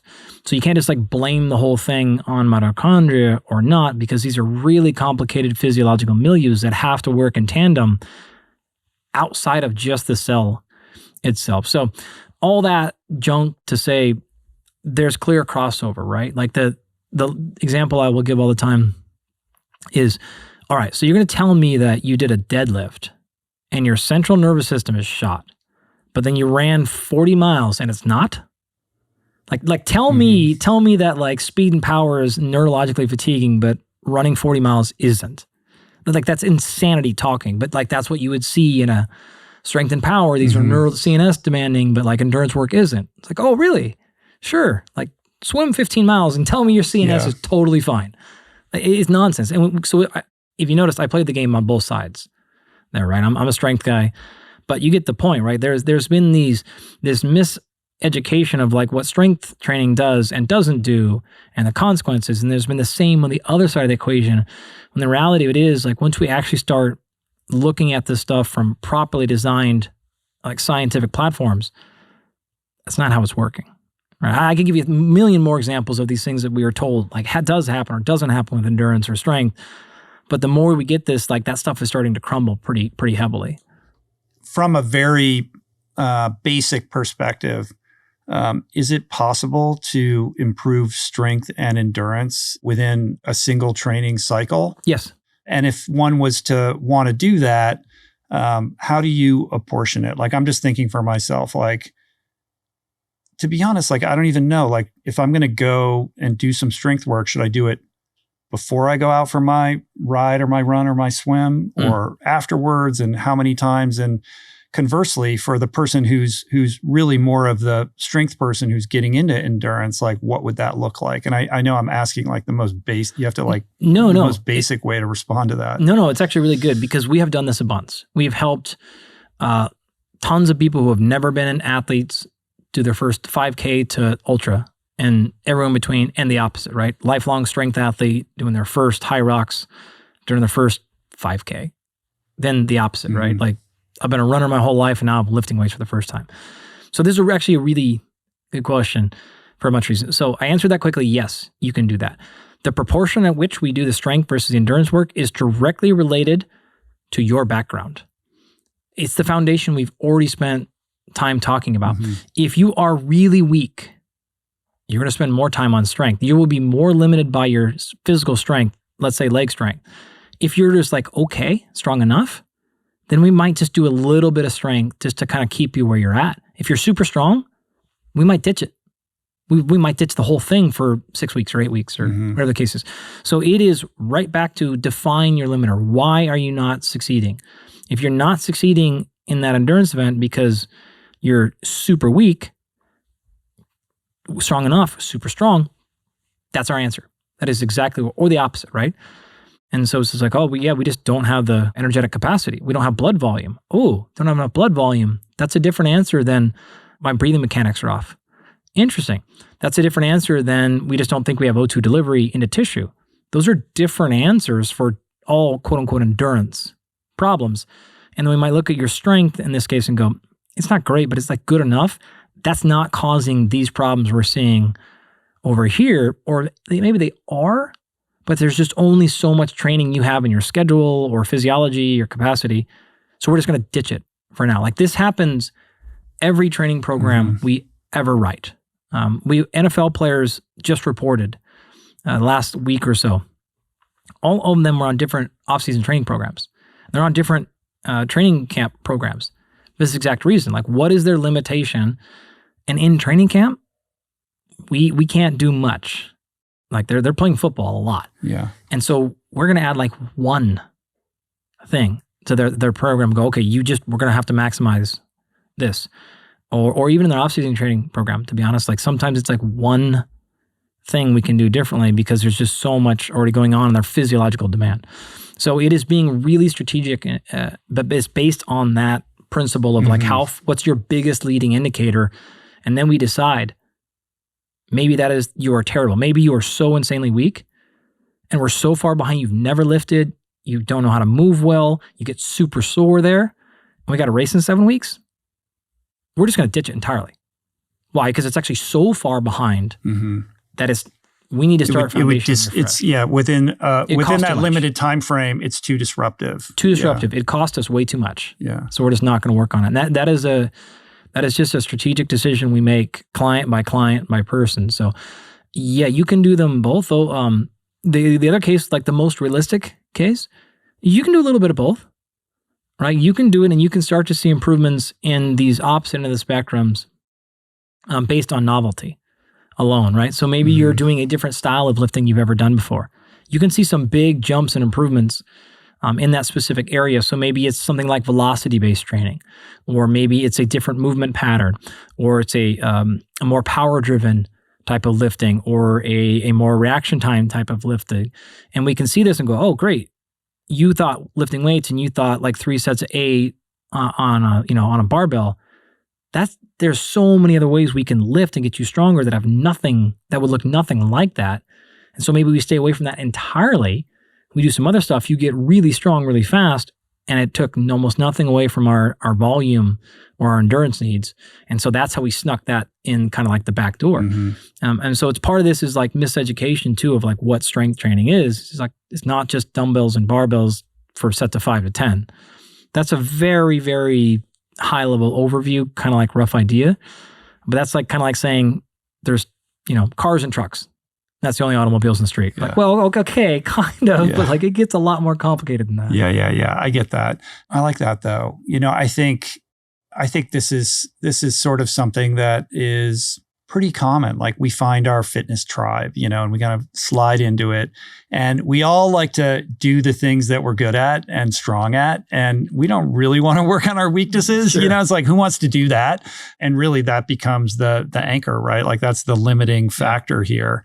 And until you're willing to kind of look at it wide-eyed and address it, it will continue to hold you back. But or it's just more fun to do the thing you're already good at. Yeah, acknowledge it and just decide if that comes up, we die. Yeah. Like, fine. Like, we just, that's going to tank us, right? So like in the sporting example, we'll do this all the time. Like, I remember we had a guy, a Major League Baseball player, and he had a particular guy he was playing against, and the guy was hitting like 400 in his career on him, which is like outrageous, right? Couldn't get this guy out. Tried a bunch of stuff, tried to bring up the weaknesses, whatever. I couldn't get him out. And it was just like, okay, fine. This guy hits this particular pitch the worst against me. And the next time I face him, I'm going to only throw that pitch. Right. Like that's it. That's all I'm going to do. And he threw like 17 well, straight it's a pretty pitches. good solution. It's like wouldn't, and it was like laughable. One at bat was like 9 pitches in that bat. It's like the same pitch, 9. He's just like, I'm not throwing him anything besides that one. I'm just going to cannibalize everything else because I know I like my best chance to survive is just this one thing. And so the only weakness that I can exploit is this one pitch that I have. That's it. And if this guy that's still a blind spot with this guy, then that's his only way in to, getting the best of him. He had to go back and develop an entire new pitch that next offseason. Like just for that guy. Just for that. Because he's just like, this guy. That's a win in and of itself for him. Yeah. No, it's great, right? It's just like, we're not going to try to shore up these other pitches when it's like, he didn't hit the slider well. We're just going to throw a slider. In terms of thinking about recovery and understanding that, this is really the critical thing that is going to translate, what you endured during your workout into becoming fitter and a better athlete, and trying to identify what are the biggest levers to pay attention to here. Can we talk a minute about how to make sense of all the sort of data point inputs that we're now, kind of that are available to us now? Because on the one hand, it's super cool. Like we're wearing these trackers and we can see our sleep stages and we get scored on them, and we have a sense of how we're recovering based upon HRV and our resting heart rate and our respiratory rate, and all of these things are super interesting. But I think it's important to try to understand like how to contextualize them, how to interpret all of this data, what's really important and what matters in terms of like implementing changes or adjustments to improve your recovery. Okay. I mean, this is like a semester alone. I know that, but So many years ago, Brian and I wrote a book on fitness technologies. And we laid out an argument and infrastructure there that I think has held up pretty well to this day. The technology has totally changed in 10 years, but it doesn't matter. Highest level, any technologies, and for the record, these include the ones that my companies make. So I have a very financial conflict of interest, specifically in sleep and in blood work, right? I do these things. That said, highest level, we should be using things that are advancing us, and things that are neutral, up to you, and things that are negative should be gone. Sleep, you brought up, very easy one. There is something called orthosomnia. So this is sleep tracker-induced clinical sleep disorders.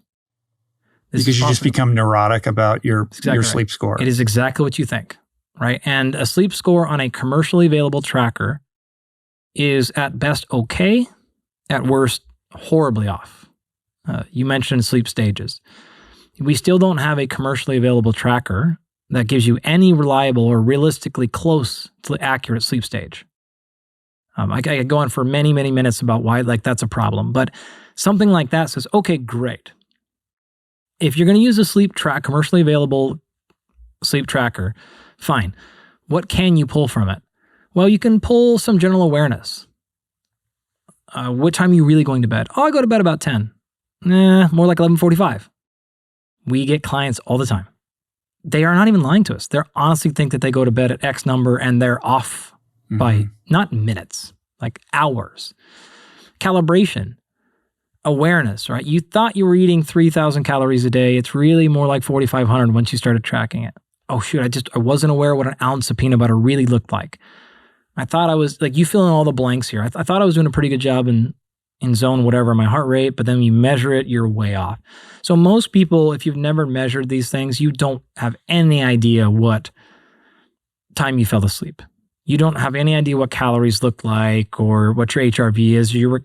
Okay. Or what your training zones are. No idea. You're thinking you're doing this, you're way outside that zone, and then you're confused when you're not progressing. Exactly, right? So they're really good for that type of stuff. They're good for calibration and awareness. They're good for behavior. A lot of people will say, when I wear my tracker, I make better decisions. Doesn't matter if the tracker's accurate. Great. I'm totally here for it. If you look at the clinical trials actually on specific things like obesity, you'll see a bunch of positive results. You'll also see some negative results, such that people, when they wear trackers, will gain more body fat. What's the difference between the two groups? Tough to say, but some common things that happen in the groups that are kind of close to their goal, trackers tend to help. And so let's say we're just using something simple, rudimentary like steps per day. And we say, all right, we want everyone at 10,000 steps per day. Not saying that's a good number, but we'll just move past that for now. And you enroll in the study and you're at 7,500. And then you really pay attention, you move more throughout the day and you get to 9,500. Like, damn, I can do this. It's the person who did that and their first day is at 2,500 that ends up gaining more weight sometimes because they're discouraged because the goal is so far from reality. They're like, I walked all damn day and I'm at 3,000 steps. To hell with this. I've tried to get healthy and it's just too hard for me, my body. And then you just, you fill in the logic train from there and they just ditch everything and they actually get worse habits because it's so discouraging. It's not always the case. And again, there's lots of randomized control trials on this stuff now, but you'll see those things pop up. Most of the times, trackers and things for the general public are good for getting people to be more accountable. They're good for going, I know my coach is going to look at this tomorrow. I don't want to do this. Built-in accountability. Accountability. All those things are phenomenal. That said, there have been trackers and wearables for roughly 15 years now on a consumer level. And do you notice our population getting healthier? I mean, it doesn't seem that way. It doesn't seem that way. Yeah. It's not, right? So one could say, is it really working? Okay, we'll leave that aside. What are the downsides? The downsides, I gave you the one example. Anytime anyone gets obsessed about numbers, especially if they're non-validated, which most consumer wearables and trackers. Now, when you get into the areas of Polar and Garmin, you get good, right? You have companies built to track heart rate. They get good at tracking heart rate. The problem is when you get a company built to be an Instagram platform that then tells you your training zone. Yeah, that's problematic. That's not. Of course. That's not. That's if you have thing. if you have a Garmin and you have a chest strap heart rate monitor, it's pretty accurate. And obviously there's some products out there are better than others. But at the higher end of these, even if there's a calibration problem or an accuracy problem, they tend to be consistent. They're reliable. At least. And so you have these sort of baselines and what you're paying attention to is the variability within that. Exactly, right? So that's the last piece. Reliability is good. Monitoring over time. Those are all good. The downside is when we start getting into decisions based on the kind of information that those machines are not good at. The sleep, again, my bias right in front of you here, is a really big one, right? The way that I'll say this as arrogantly as possible is, like, we work with $300, $400, $500 million athletes. Like, do you think we're going to put a $300 wearable on them to test their sleep? Something as critical as sleep. Like, you know the answer. You're going to hook them up to a million wires and put them in that room. No, we don't have to do glass wireless at all. And observe them all night. No. We do that whole Just thing in the house. ask them how they feel. Oh, you do? Okay. No. So we have. But you run the experiment, like the top level sleep science, like setup. Exactly. In their home. So that is all available to anybody now. It's not even that expensive. So we can run full clinical grade medical sleep studies from people in their bedroom every night. It's not even that expensive. If we need to know just what time you're going to bed, I don't need to do that.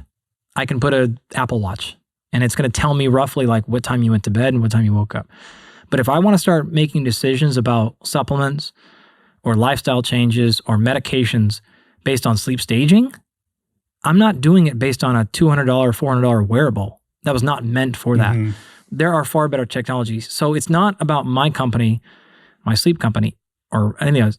It is about using the right tool for the right job. And so when you get to levels of detail where you're making like decisions about chemicals that are going to go in your body at high concentrations, in the example of medications or supplements, or changing a mattress or anything else, like there's better technology, right? So we are going to run those studies on people.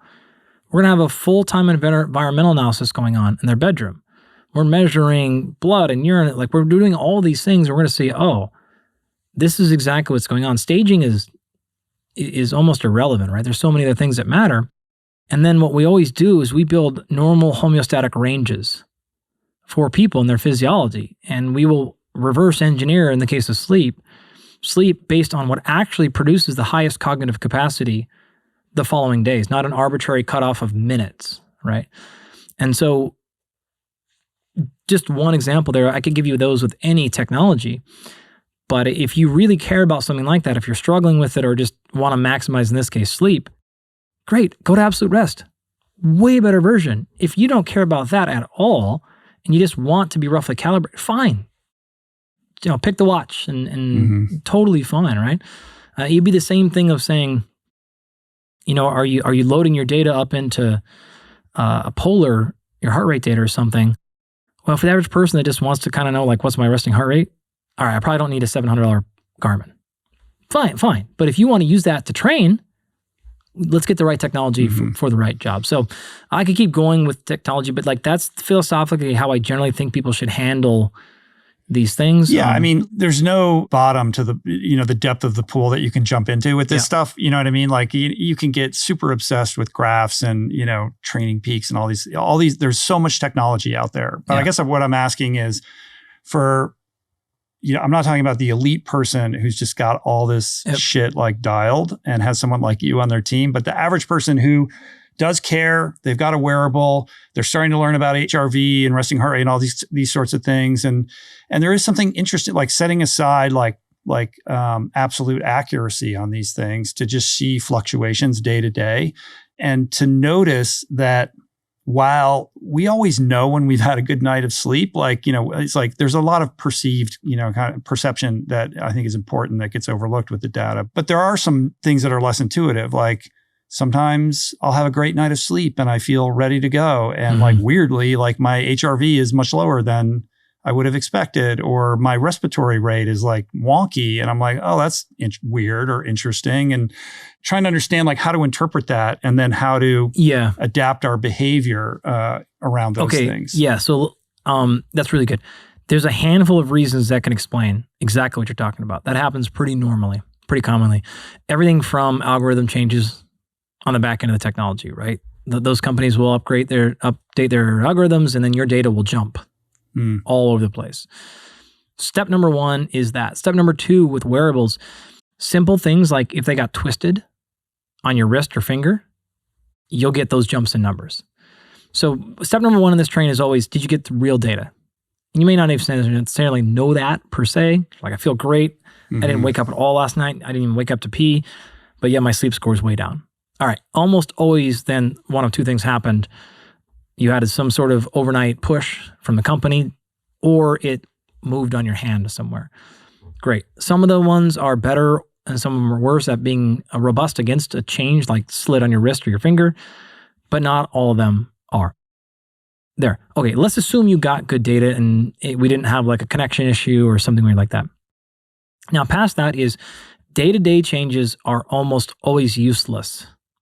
And so we would strongly discourage people, especially from low-grade commercial trackers, from making a decision about what they're going to do today based on one day of information. Whether this is resting heart rate, respiratory rate, sleep stages, sleep time, HRV, very rarely should you adjust your plan based on that day's numbers. I know those companies will sometimes give you like a recommendation, or and generally, bless their hearts, they're doing the best they can because people like want to know what to do. But I almost always would say throw that all out. Don't pay attention to that. Follow your plan. With something like those measures, HRV is a little bit different than heart rate and respiratory rate. Those are actually all three telling you very overlapped but different things. But something like resting heart rate, if this thing moves substantially, you're probably sick, right? If resting heart rate is way up past your norm, either you had a really psychologically stressful thing happen, probably not physiologically stressful, probably psychologically stressful. You're elevated, right? Emotionally, and or you're sick. Then check your body temperature. If your body temperature is up and your heart rate's up, this is how they had the pre-diagnosis of COVID stuff on wearables. Boom, 2 days later, you're sick, right? If your resting heart rate's way up and your HRV is down, then now we're looking at physiological or psychological stressor. These sync up, right? Those should happen in tandem. But heart rate, resting heart rate is a lagger. It'll hang tight for a long time. HRV is a much more sensitive measure for short-term psychological or physiological stress. So most likely your resting heart rate will not move, but your HRV will dip. So we're already like, you see, we're triaging like what's real and what's not real from these different things.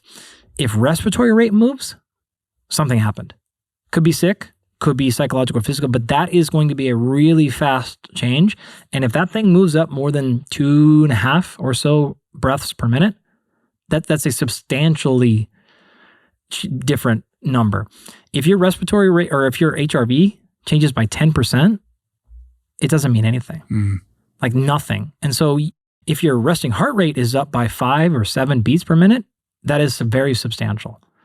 And so you have to understand what is the normal standard deviation of these individual measures and when should you care.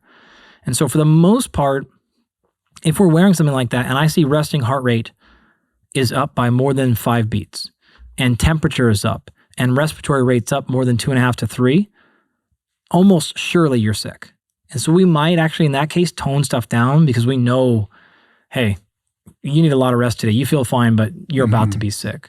Or for women, this is exactly how we can dial in menstrual cycle. Like we know what part of your phase you're in if that matters for our training, right?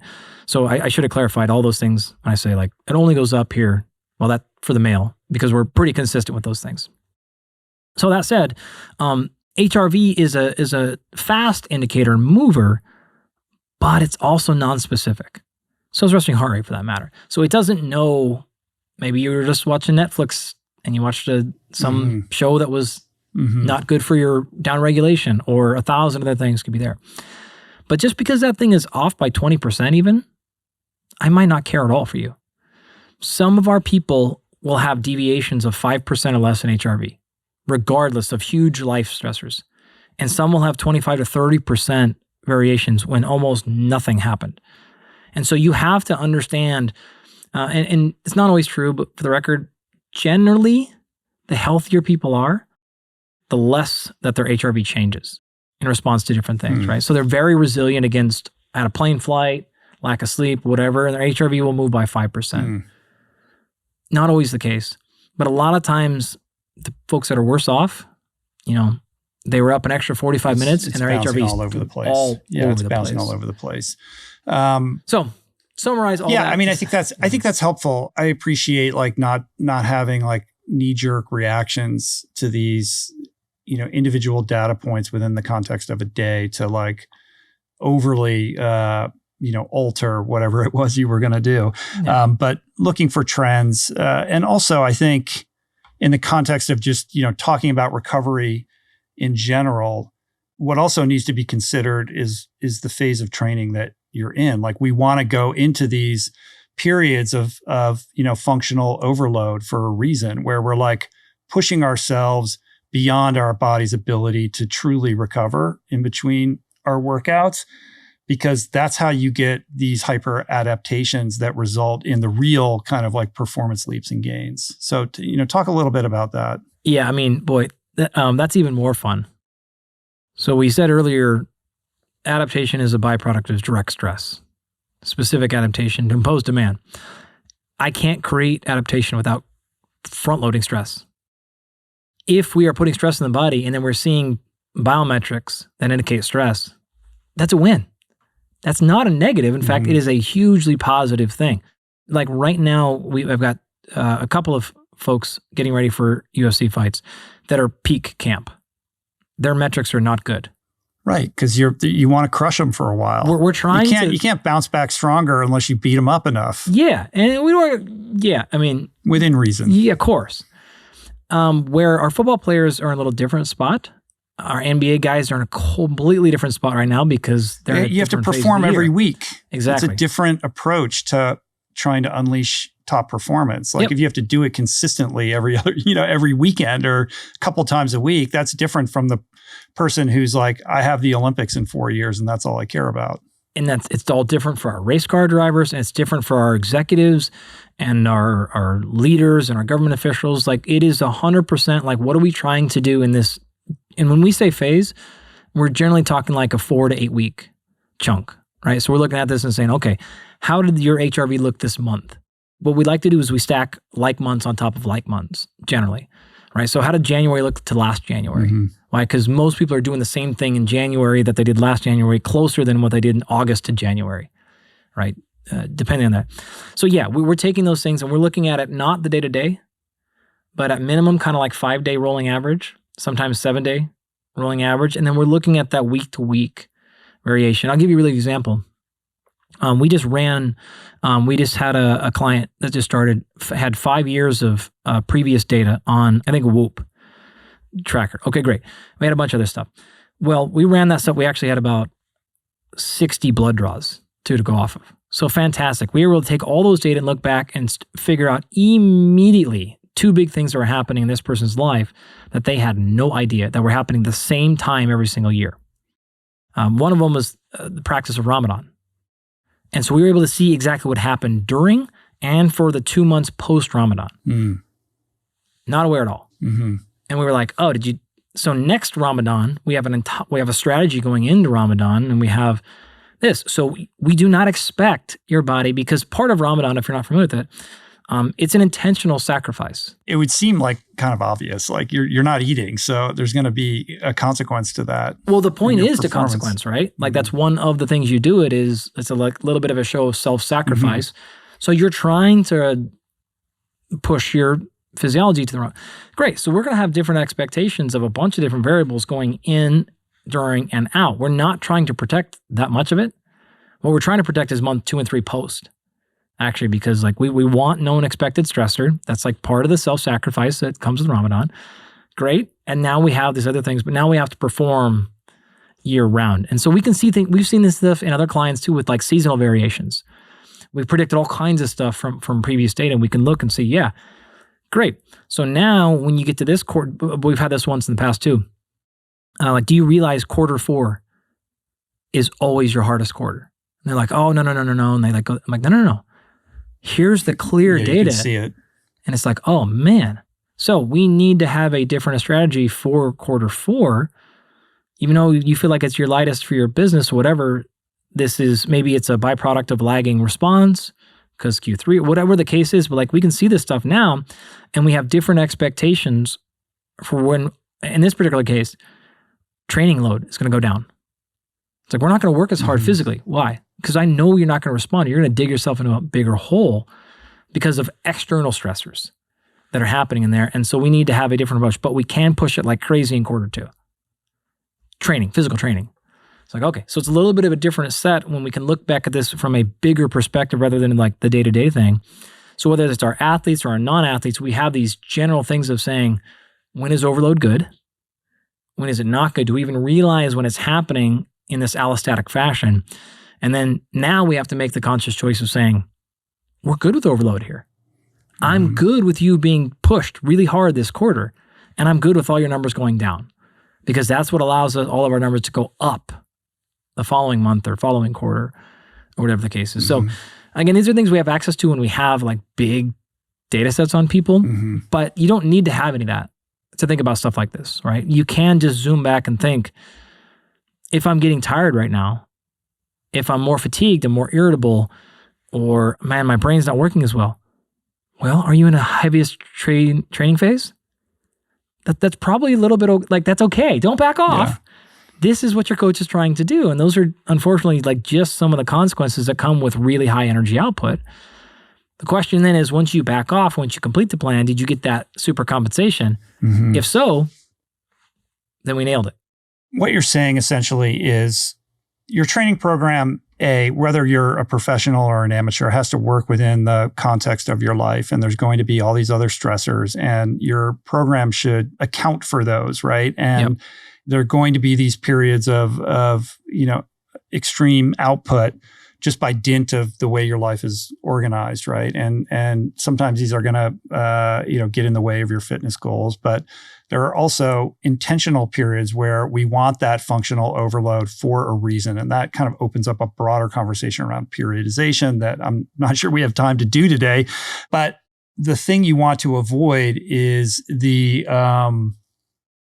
non-functional version of that, which is where problems start to happen. Yeah, so we will lay this out on a little bit of a spectrum where if we were trying to go train right now, tomorrow we would wake up probably a little bit slower, a little bit more fatigued than we are today. That's overreached, right? We overloaded, rather. I gave it stress. That's great. So if I overload and I keep overloading and I keep overloading, I keep overloading, and then I recover, then I had some function to that training. So we call that functional overreaching. So you overloaded to a point where you overreached a little bit and you went into a hole. Maybe your numbers got lower. Maybe your times got worse. Fatigue got higher. But you backed off for a couple of days, maybe a couple of weeks, most likely a couple of days, then you came back and you felt great. You've even performed better now. That's the goal. Like that's what the holy grail that coaches are after, right? You're gonna get 2-3 weeks out, depending on the sport. Things might get a little bit worse for a second, but then once we back off and we taper, we get this super compensation. If you've ever taken 2 or 3 days off from your training program and you came back and you felt great, you were not overtrained, right? You were not even necessarily non-functional overreached. You were probably doing exactly the overload that you should be going after.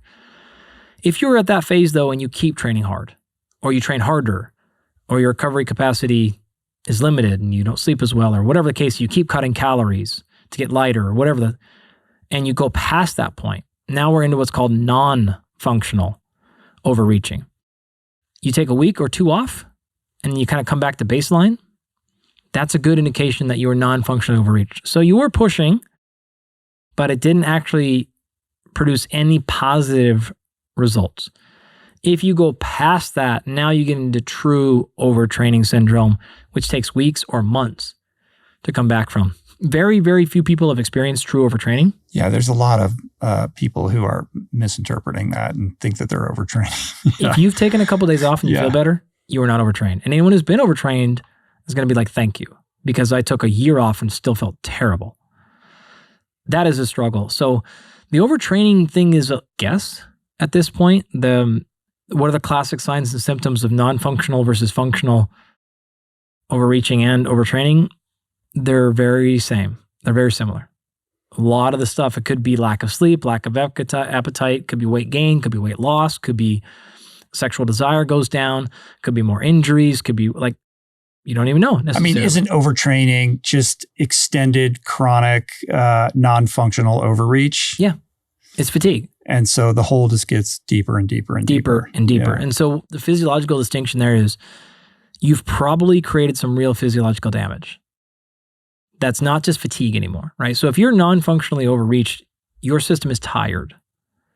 If you have overtrained, you've probably damaged something. Doesn't mean it's irreversible, but you've done some real damage where it takes, again, typically months to restore normal adrenal function, normal hormonal function, normal energetic demands, normal mitochondrial health. Like you've gone way past that point and created a little bit of damage. We're actually working on a project with Ada Phillips Larson is running this out of KI, where he actually has developed some metrics where we can look at pre-predictive mitochondrial dysfunction way prior to non-functional overreaching via blood markers. Oh, wow.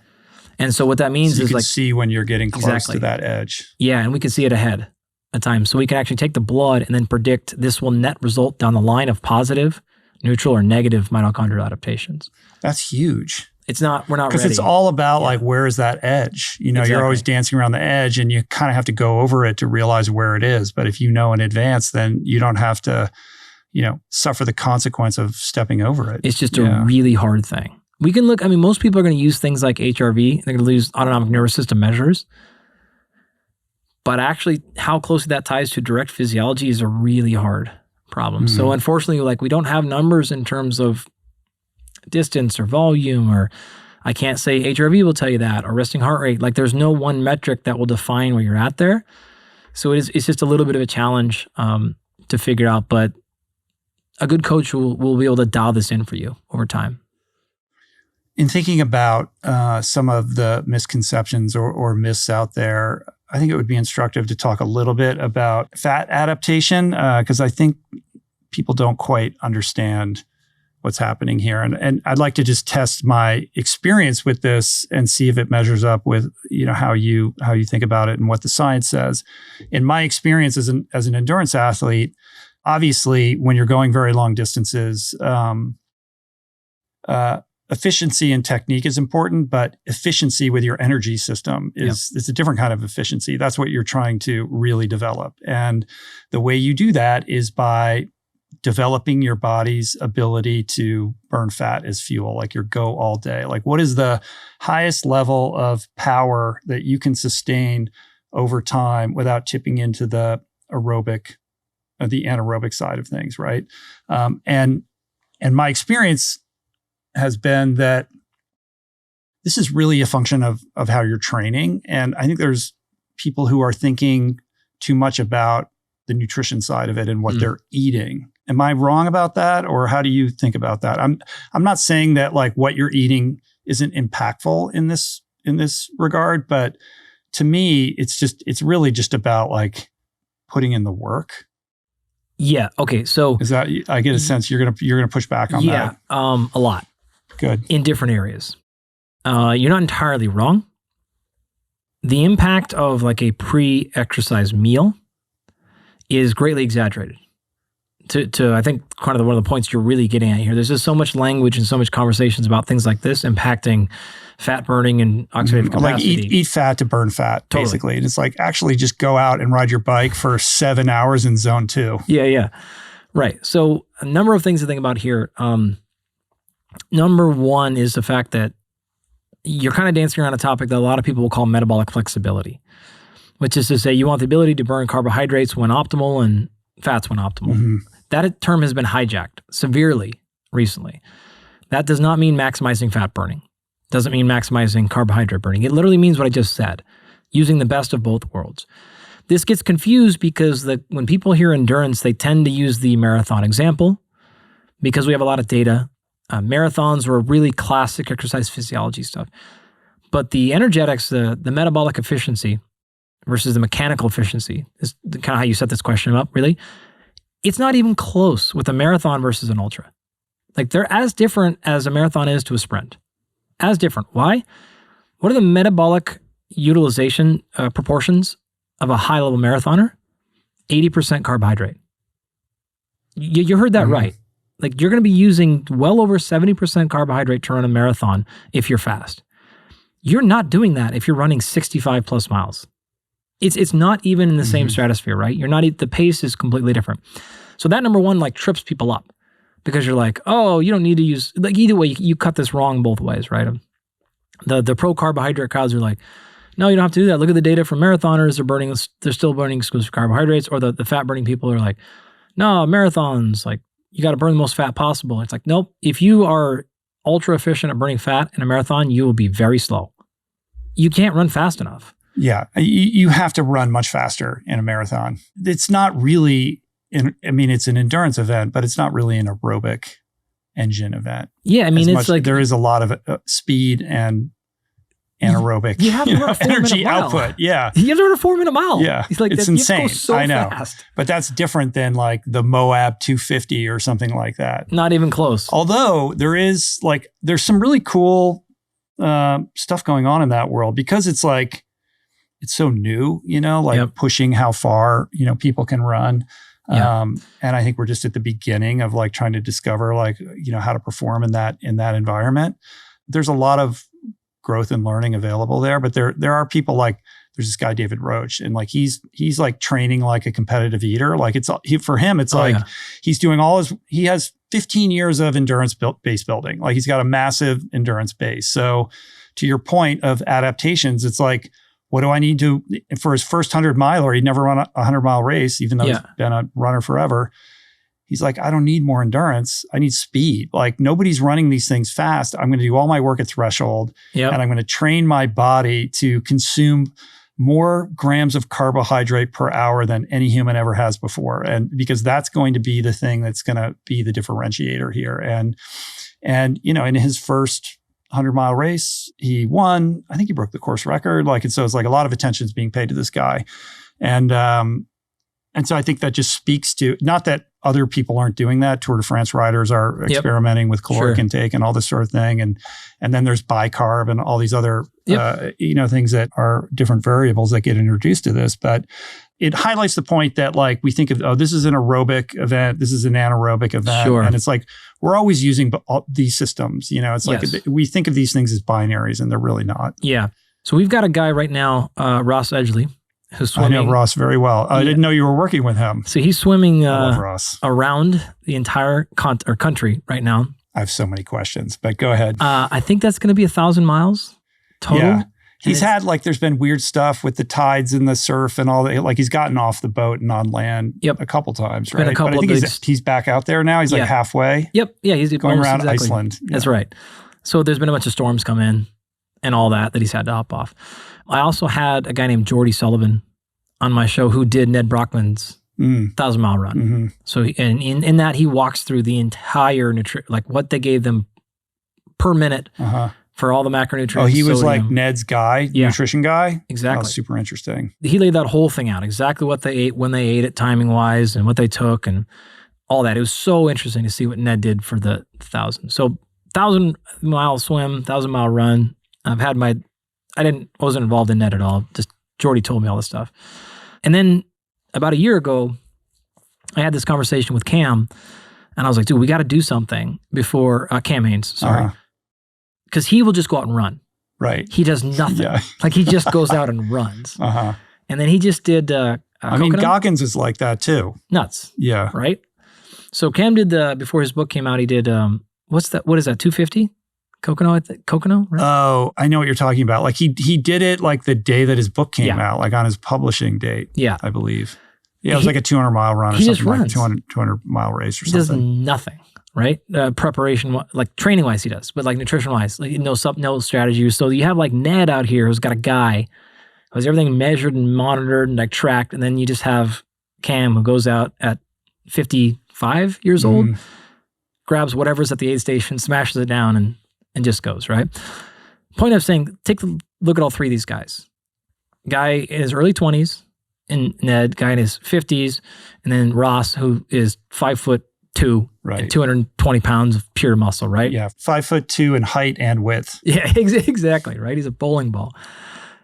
All right, what's the common denominator among all three of them? Different training styles, different nutrition. Number one, they all have the tissue tolerance. You cannot run anything past, for most people, 10 miles. Mm-hmm. The tissue will break down first. If you're a runner, your toes are going to go black. You're going to get blisters. If you're a cyclist, like your knee, your low back, like number one, success in these things has nothing to do with energetics at all. Is your body physically capable of handling that volume? With Ross, it was a shoulder, right? So he had to go through a whole bunch of stuff with his shoulder. Prior to this, it set back. In fact, the original thing he was going to do is different, but had to get that done. Cam can just handle, because he's been doing this for 40 plus years. So when I say like he does nothing to show up to it, he has 40 years of tolerance in his joints that says like, we'll handle that thing. It still annihilates him, but you get it, right? Ned is totally different, but still is a runner by background. So nothing gets past running fast, running slow in these events. The number one breaker is DNFs, right? That's the number one thing that stops these shows. Just couldn't hit the finish line, right? So past that, now you get to play a game however you want, fueling wise, because the second thing that'll break you is going to be fuel. So what do you want to do? You want to get more calories in per bite? That's going to be fat. You want to get in, though, more fast moving fuel? That's going to be carbohydrate. The downside, though, of getting in a load of calories via carbohydrate is your gut. GI upset, as well as and anyone that's done these things, you'll just know you're so tired of goo and packs and candies. Like you can't get in 60 to 80 grams of carbohydrate per hour in the same form. You just get, in fact, a lot of DNFs happen because people just can't eat anymore, right? They're just stomach nauseous. Okay. So with Ned, it was like a revolving strategy of different tactile feels of food and tastes and things like that. With Ross, is a little bit different. Okay, but the gut is trainable, right? So the gut can be trained. You can greatly increase your amount of carbohydrate ingestion per hour by practicing it. You can stay away from GI distress. You can play with different forms. And some people will handle manufactured food things better, whether these are resistant starches, and some people just will not handle it on race day. Where fats come in the equation is like, okay, great, I can double my caloric intake. Over a marathon, that doesn't matter, really. Over something past that, the calories at some point will really start to matter. But a lot of fat utilization means that you're going to go slow. And so you get to play this game of like, how do I balance the physiology, quote unquote, the bioenergetics, my stomach, plus actually just like the practical application of like getting this stuff in over 20 hours or 40 or 70 or whatever the thing is.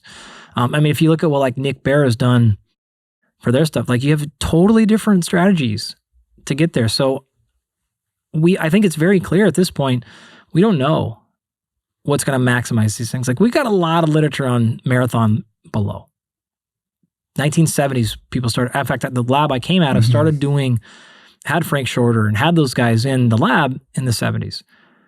But stuff past marathon distance, we don't know a ton. Yeah, it's the Wild West. I mean, listen, the GI distress thing is huge. It's still like the number one thing that like, capsizes like people, doing the Kona Ironman and things like heat plays into it, and hydration and all, like electrolyte balance and all these other things. But like gut distress becomes, is like this huge limiter, and people spend years trying to figure it out. And then when it counts the most, still, have an episode or something that results in a cratered performance. Yeah. But when you talk about like Ross Edgley, like this guy's a freak of nature. Like I just don't understand anything about like how it works with him. He's just neither do I eating cakes and like all kinds of crazy stuff, and he just has the most insane physique. It doesn't make any sense that he has that physique as an endurance athlete. Like I've said to him many times, like, that you would be a better swimmer if you just like stopped lifting weights, and took 5 years. And I mean, look at people who excel at the Olympics in the 1500 meters or like open water swimming. Like there is a body type, and your body type is actually the exact opposite of that. Opposite. You know what I mean? It's like, how does it even work? Like when you're carrying that much muscle mass to like move your shoulder every time, like how much energy does it take to like just move your arm in front of you? Like, yeah, I mean, to have the bicep size that Ross has, and get I know it's just it's comical actually, but like he put on. He's the one who's swimming around Iceland. No one else is. He did. You know what I mean? So 500 miles up Yukon. I had him on the show right after he did that, and one of my friends that I've known forever was one of his coaches, like on the boat for that experience. Amazing. And so I heard all the stories. Like, it was wild. Yeah, I mean, he's great. It's just like if you were to ask me right now, here's a picture of this dude.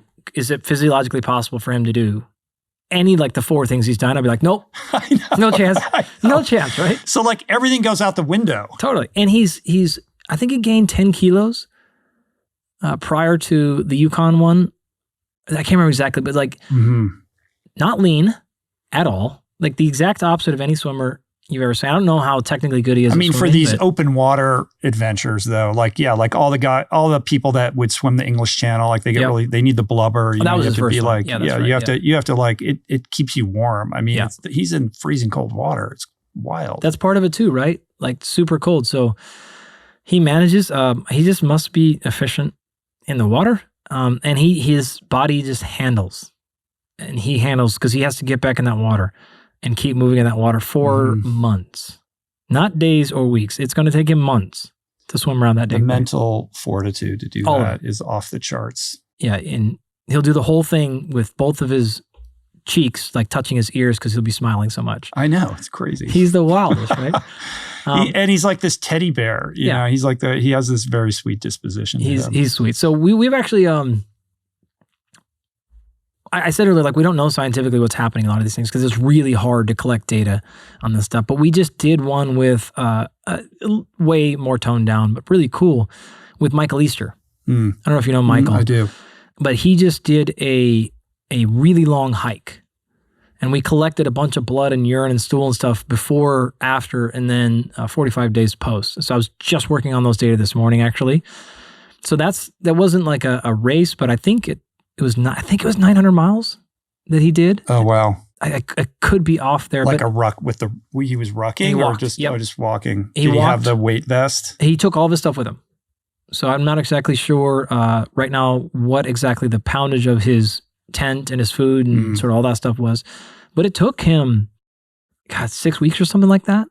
Again, sorry for messing all these numbers up, but you get the gist. It was just a really long thing he did. And we're like, what's going to happen? So we took a bunch of metrics. So again, I was working on those data this morning, but hopefully pretty soon we'll have that stuff out and we'll put it out there like, hey, this is what happened, because the world like just doesn't know what happens if, in his case, it's just walking.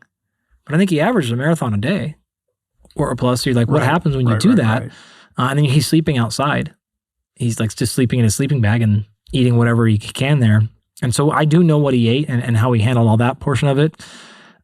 So something like, I love this stuff. Anyone that's doing these things, like hit me up. Yeah. Because I want to do I try to get Cam. I'm like, dude, Cam, let's get Courtney. Let's do something. Because she's just another one who's just like, she's insane. Well, she performs at the highest level and seems to train intuitively, and I don't know if that's changed since the last time I've spoken to her, but she very much is about feel. She's not caught up in like looking at a bunch of metrics. And I think maybe she has a coach now, but for a long time, she would just go out and like, here's what I feel like doing today.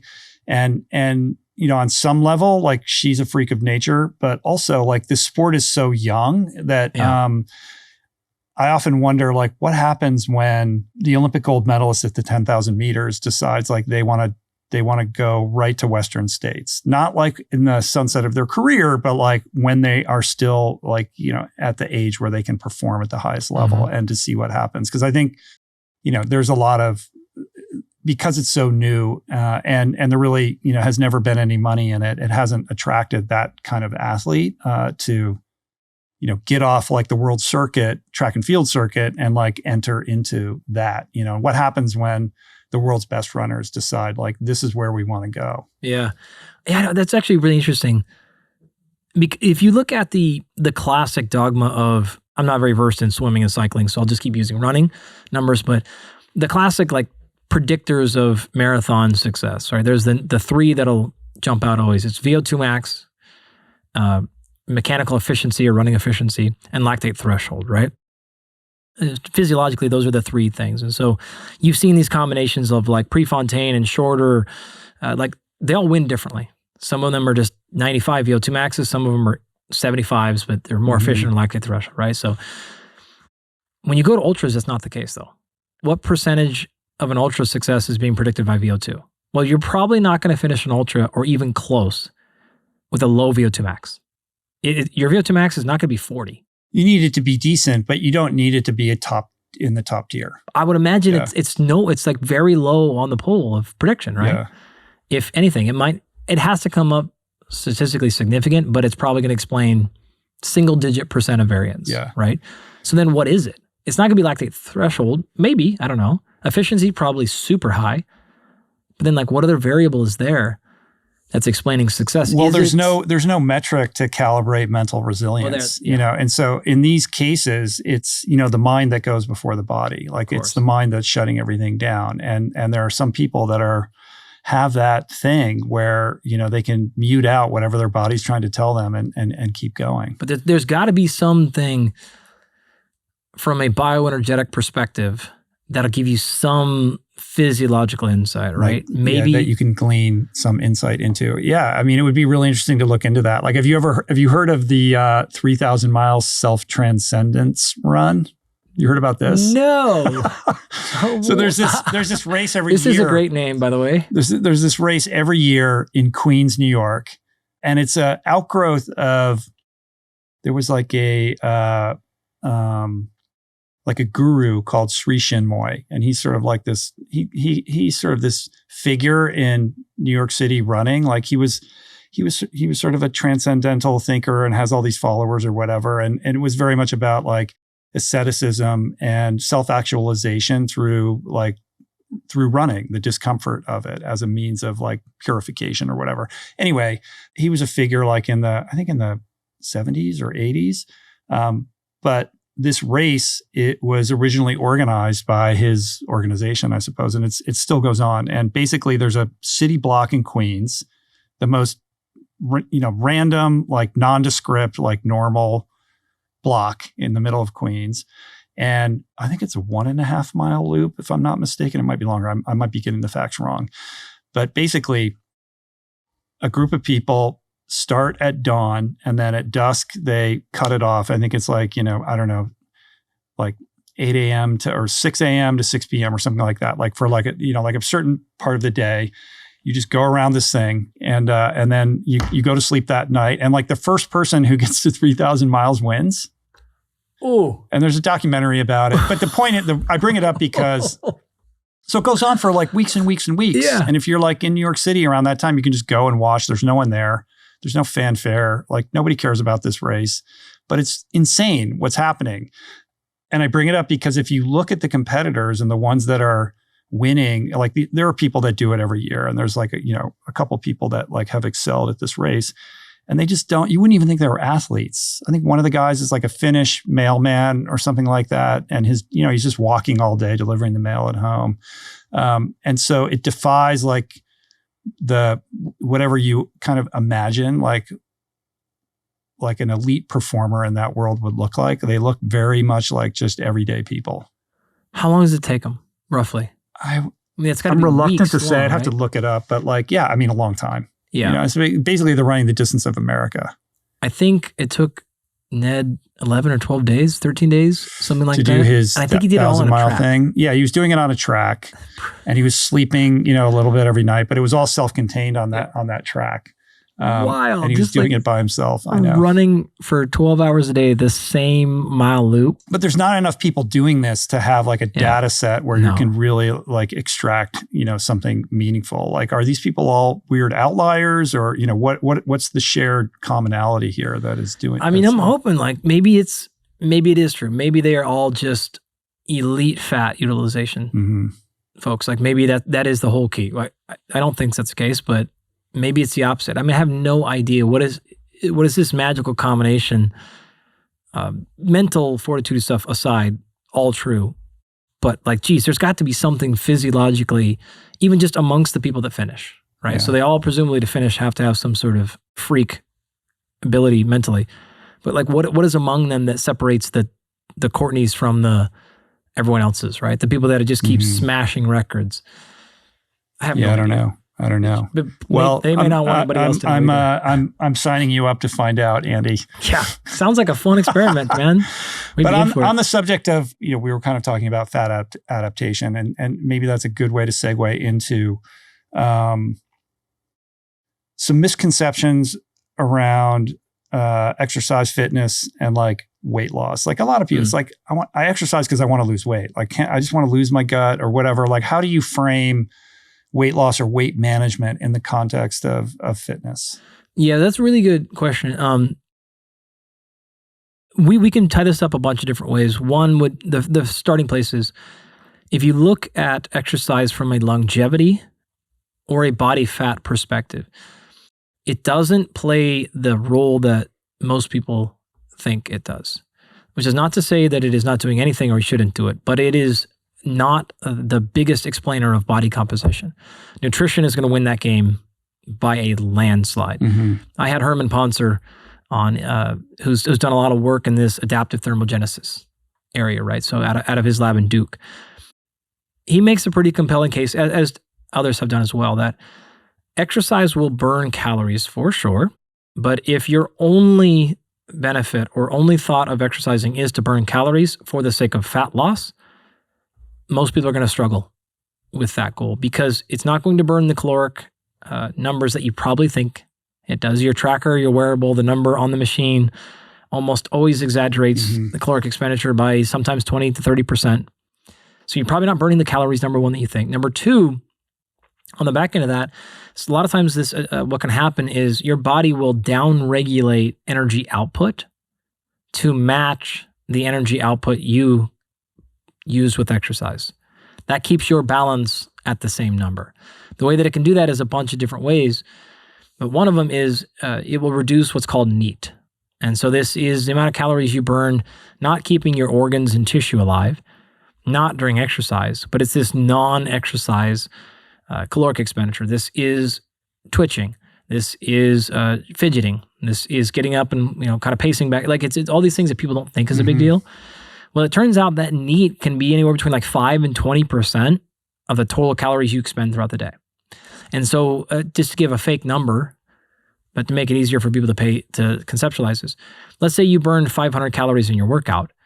Well, your body might reduce your spontaneous physical activity that day by 500 calories. And so now you're back at like a neutral. So then what do? You're like, I'm not losing weight. I'll burn 600. And then your body will compensate by like less fidgeting and moving around. And a bunch of other stuff, right? This is an adaptive thermogenesis. It's not that simple, but roughly this is the idea. And so really, this gets then manipulated into like, oh, I told you calories in, calories out don't matter. You're like, okay, that's not at all what that says. That simply says we're not paying attention to that equation appropriately by just looking at the number you burn on the treadmill from your run. So that said, if you look at the data on people who are successful at weight loss and who are more likely to keep that weight loss off in the long term, which is what we really want, right? I don't want to just lose weight in 6 weeks. I want to lose weight in 6 weeks and for it to be gone for forever. Exercise is a very strong correlate to long-term successful weight maintenance. And so as to say, it's not the thing that is going to burn the calories that's going to help pull the body fat off you, but it is contributing a lot to keeping you at that body composition as time and years go on. It does a whole bunch of things. This doesn't even count the myriad of health benefits outside of just calories and body composition that come with exercise. And so when people talk about Herman and other people's work like this, it gets lumped in a lot with like, see, I told you exercise is overrated or you don't need to do it. And like, that is not the message at all. The message, though, is fair to say, if your only strategy to lose body fat is to go run more, that's probably not the most scientifically established method to do it. Calories from food is the win by far. So when we build fat loss programs, it's going to have an exercise component and a nutrition component. But if you had to pick one and all you cared about was losing body fat, that's an easy choice. That will always be nutrition. So that is like the framework we have to start with from like a misconception and misunderstanding of what can happen in that area. We want to use exercise to build lean muscle, to build mitochondrial and cellular health, to build connective tissue, to enhance the nervous system, to work on endocrine health and the immune system and cognitive function and brain health and bone health, on and on and on. Those allow you to then sustain exercise for a long time, to be alive, to be more vigorous. Quality of life and fall reduction and balance, Alzheimer's, Parkinson's, all these things are really positively associated with exercise in correlation and causation. But if you want to lose the number on the scale, nutrition's got to be at the forefront of that. Weight management being a byproduct of fitness and exercise, but shouldn't necessarily be the goal for complicated reasons. Yeah. And, there's the adage of like, you can't out-train a bad diet. Like if you're just like, well, I do all this exercise so I can splurge and do these other things. Like that's not the best way to think about it. Like you still have to be really careful about what you're putting in your body and how much. Yeah. I mean, that's going to be the centerpiece, right? So we not only body management issues, but recovery, training again. How do you feel the next day? Were you sluggish? Did you not want to do anything? Were you more irritable? That gets into a whole conversation about like fasting and training too. Which I have a lot of opinions about. Yeah, and we just published a fasting study a few weeks ago. So yeah, I mean, these are all variables in the equation, right? But the thing is, that is going to be the place for fat loss specifically.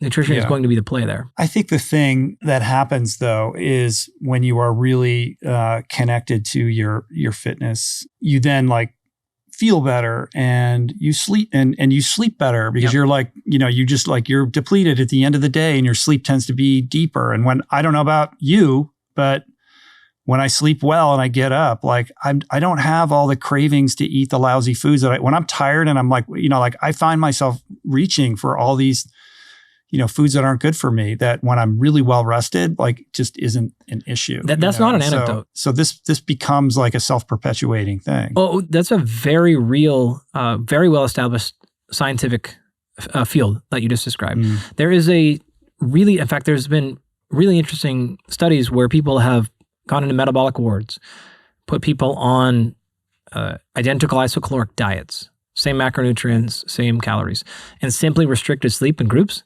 And you will see pronounced changes in body composition, even when you put them in these short-term 6 to 8 week things and you're only regulating sleep. Now, you put that in a real world living scenario, very clear connections between suboptimal or even chronically restricted sleep and things like ghrelin and leptin. These are the hormones that control your feeling of fullness or your hunger. Those things will get altered in the short and long term. There's also a very clear connection between carbohydrate consumption and desire for carbohydrate post an acute or single bad night of sleep. That also extends to chronic sleep. When we see sleep deprivation, I'm not even meaning sub 4 hours. We're just talking the folks that are sub 7, right? Really sub 6 is a really pretty hard line. Now, obviously carbohydrates are great for us, but what that means is they're not switching out fats and proteins for carbohydrates. They're simply going for higher food density. And also be clear, it's not necessarily just carbohydrates. It's more energy-dense foods that they go for. If this needs to sound like treats to you, fine. That's not really what it is, but you're going to go for foods that have a lot more calories per bite. That's not a rich thing. That is been shown as most humans are going to have that response on a poor night of sleep. What that does to complete our circle here is we actually know those things will directly impair the next night of sleep. And so we see this cycle of bad sleep leads to obesity, obesity leads to bad sleep. That is exactly what happens. That's not we could go over why obesity directly impacts sleep in a bunch of ways people don't realize. But yeah, it's a really, really tough thing to be in, to where, you're going to continue to do that. Not only then you stack on secondary and tertiary problems, like when you're tired, you're probably not as likely to go work out. So you're not going to be as physically active. You're more likely to relax. You're more likely to watch TV. You have all these things which then drive caloric expenditure down even further. and we're back in the same sort of loop. If you take that time to actually sleep and recovery, you can get out of the loop, but you're not going to do that. You're going to work, get your job done. You're going to take more stimulants. So we get into this stimulant, then we have to take sleep things to, and right. You You're in that spiral. I'm in a low grade version of that right now because I had spinal fusion surgery about 3 months ago. L5-S1 fusion.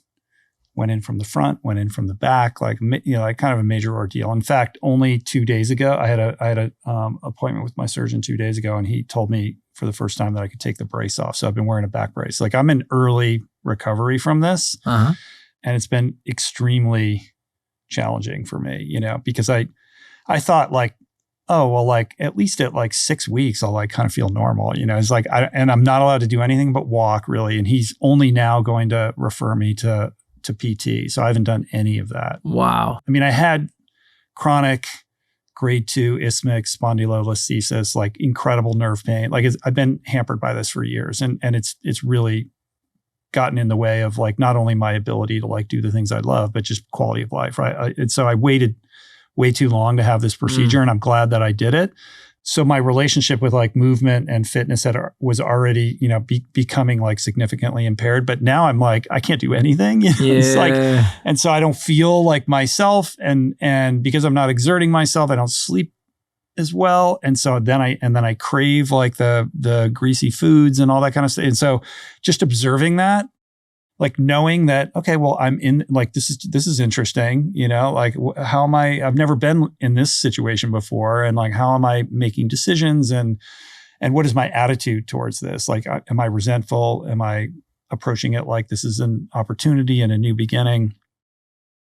All of which is to say that, I'm empathetic to somebody who's in kind of like a cycle that they feel like they can't break out of. And mine has an endpoint, hopefully.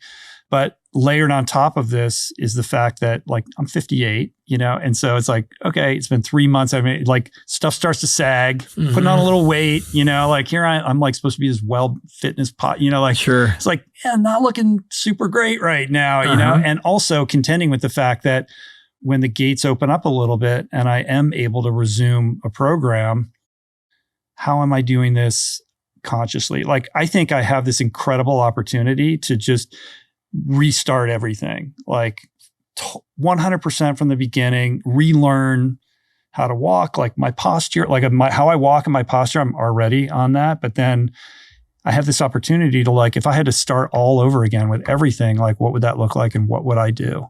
And how does, the fact that I'm like inching up to 60 play into that, knowing that it's more difficult to build muscle, it's more difficult to retain muscle mass, like all of these things become like an added challenge on top of it. And so it's kind of a cool adventure. It's like, oh, I get to like reframe the whole thing and decide anew, like what kind of athlete I want to be and what my relationship with all of these activities that I love is going to look like.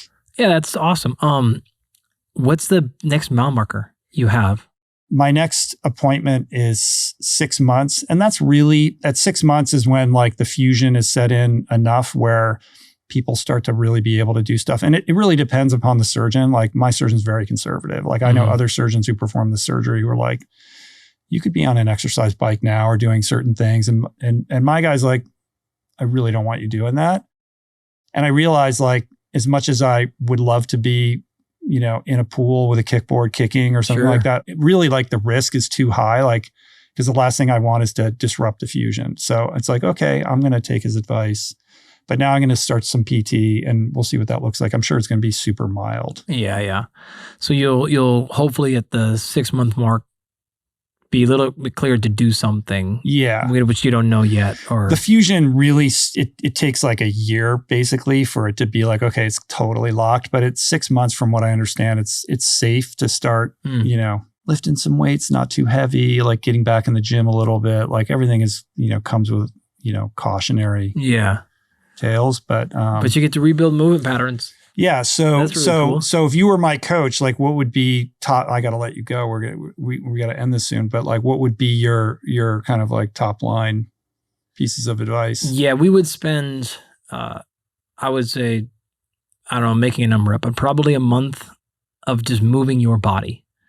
everything from your toes to your fingertips. And I really mean that because you have to actually learn a new sling pattern. So what I mean by that is like your right shoulder, the back of your right shoulder to the back of your left heel have connection.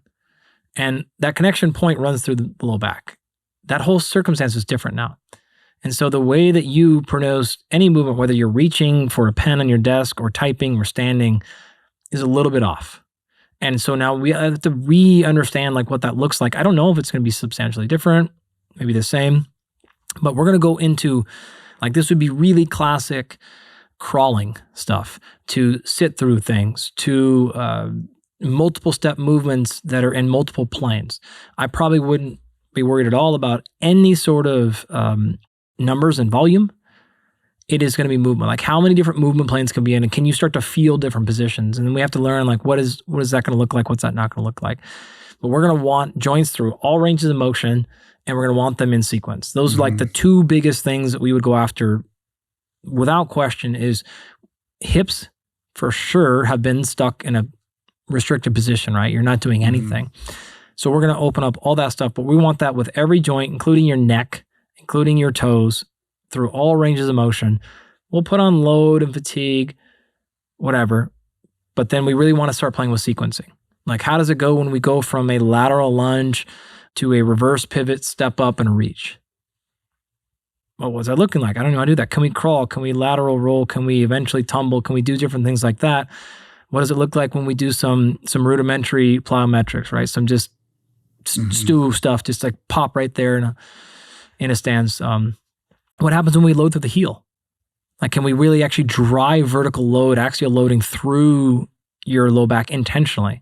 Where do we find an aggravation point so we know like where to stay away from and things like that? So it would really be all that stuff for a month. Actually, now that I'm saying it, probably 3 months would be a huge focus. And then we could put some volume, some endurance, low level zone 1 stuff on it, probably on an incline.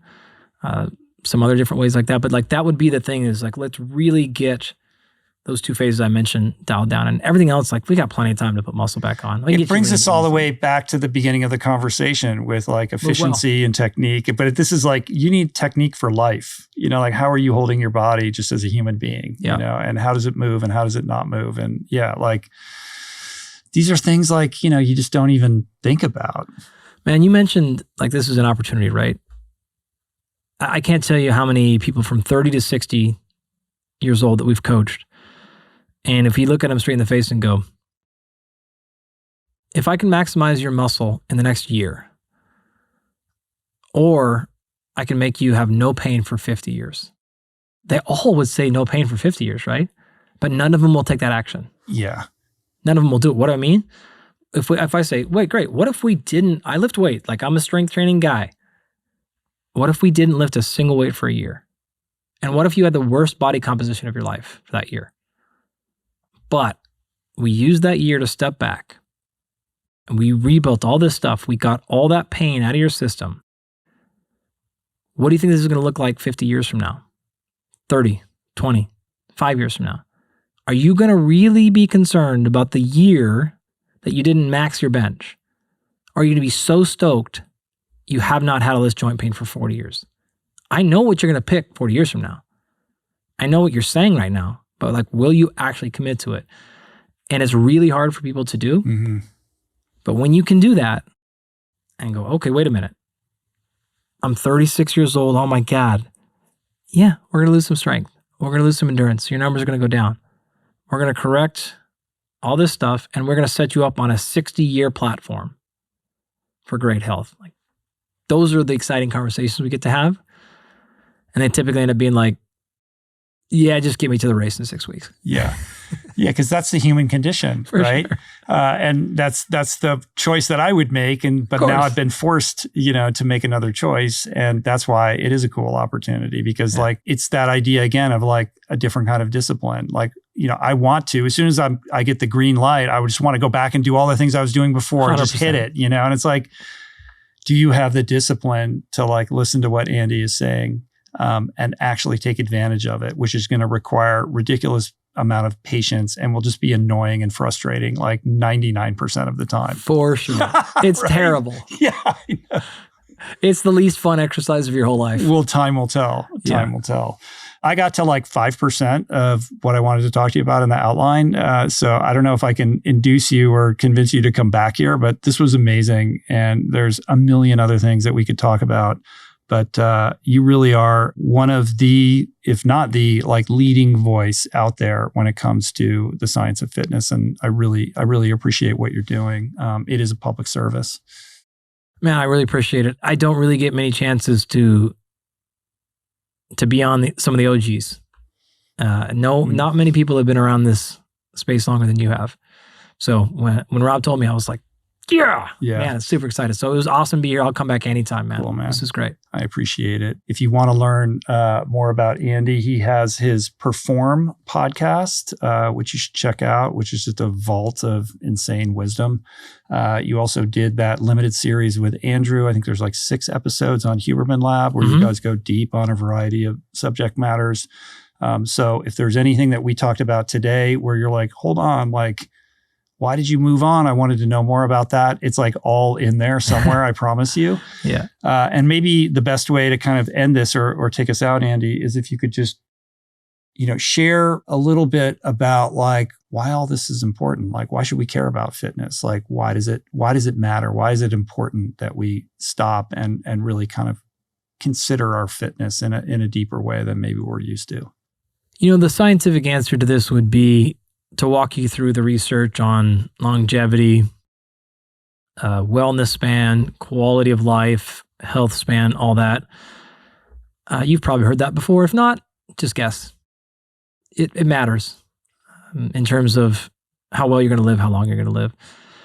But I'm not going to answer it that way. I think for you, the way that I would say this would be, as far as we know, you get one ride in this vessel of a human body. And if anything, I think you just owe it to that, to say you have the capacity to do something and you should explore that and you should play that and you should live in that and you should thank it, right? You have the ability to run hundreds of miles, apparently, or swim 1,000 miles. And we would have not thought that was physically possible. You have the ability to feel better.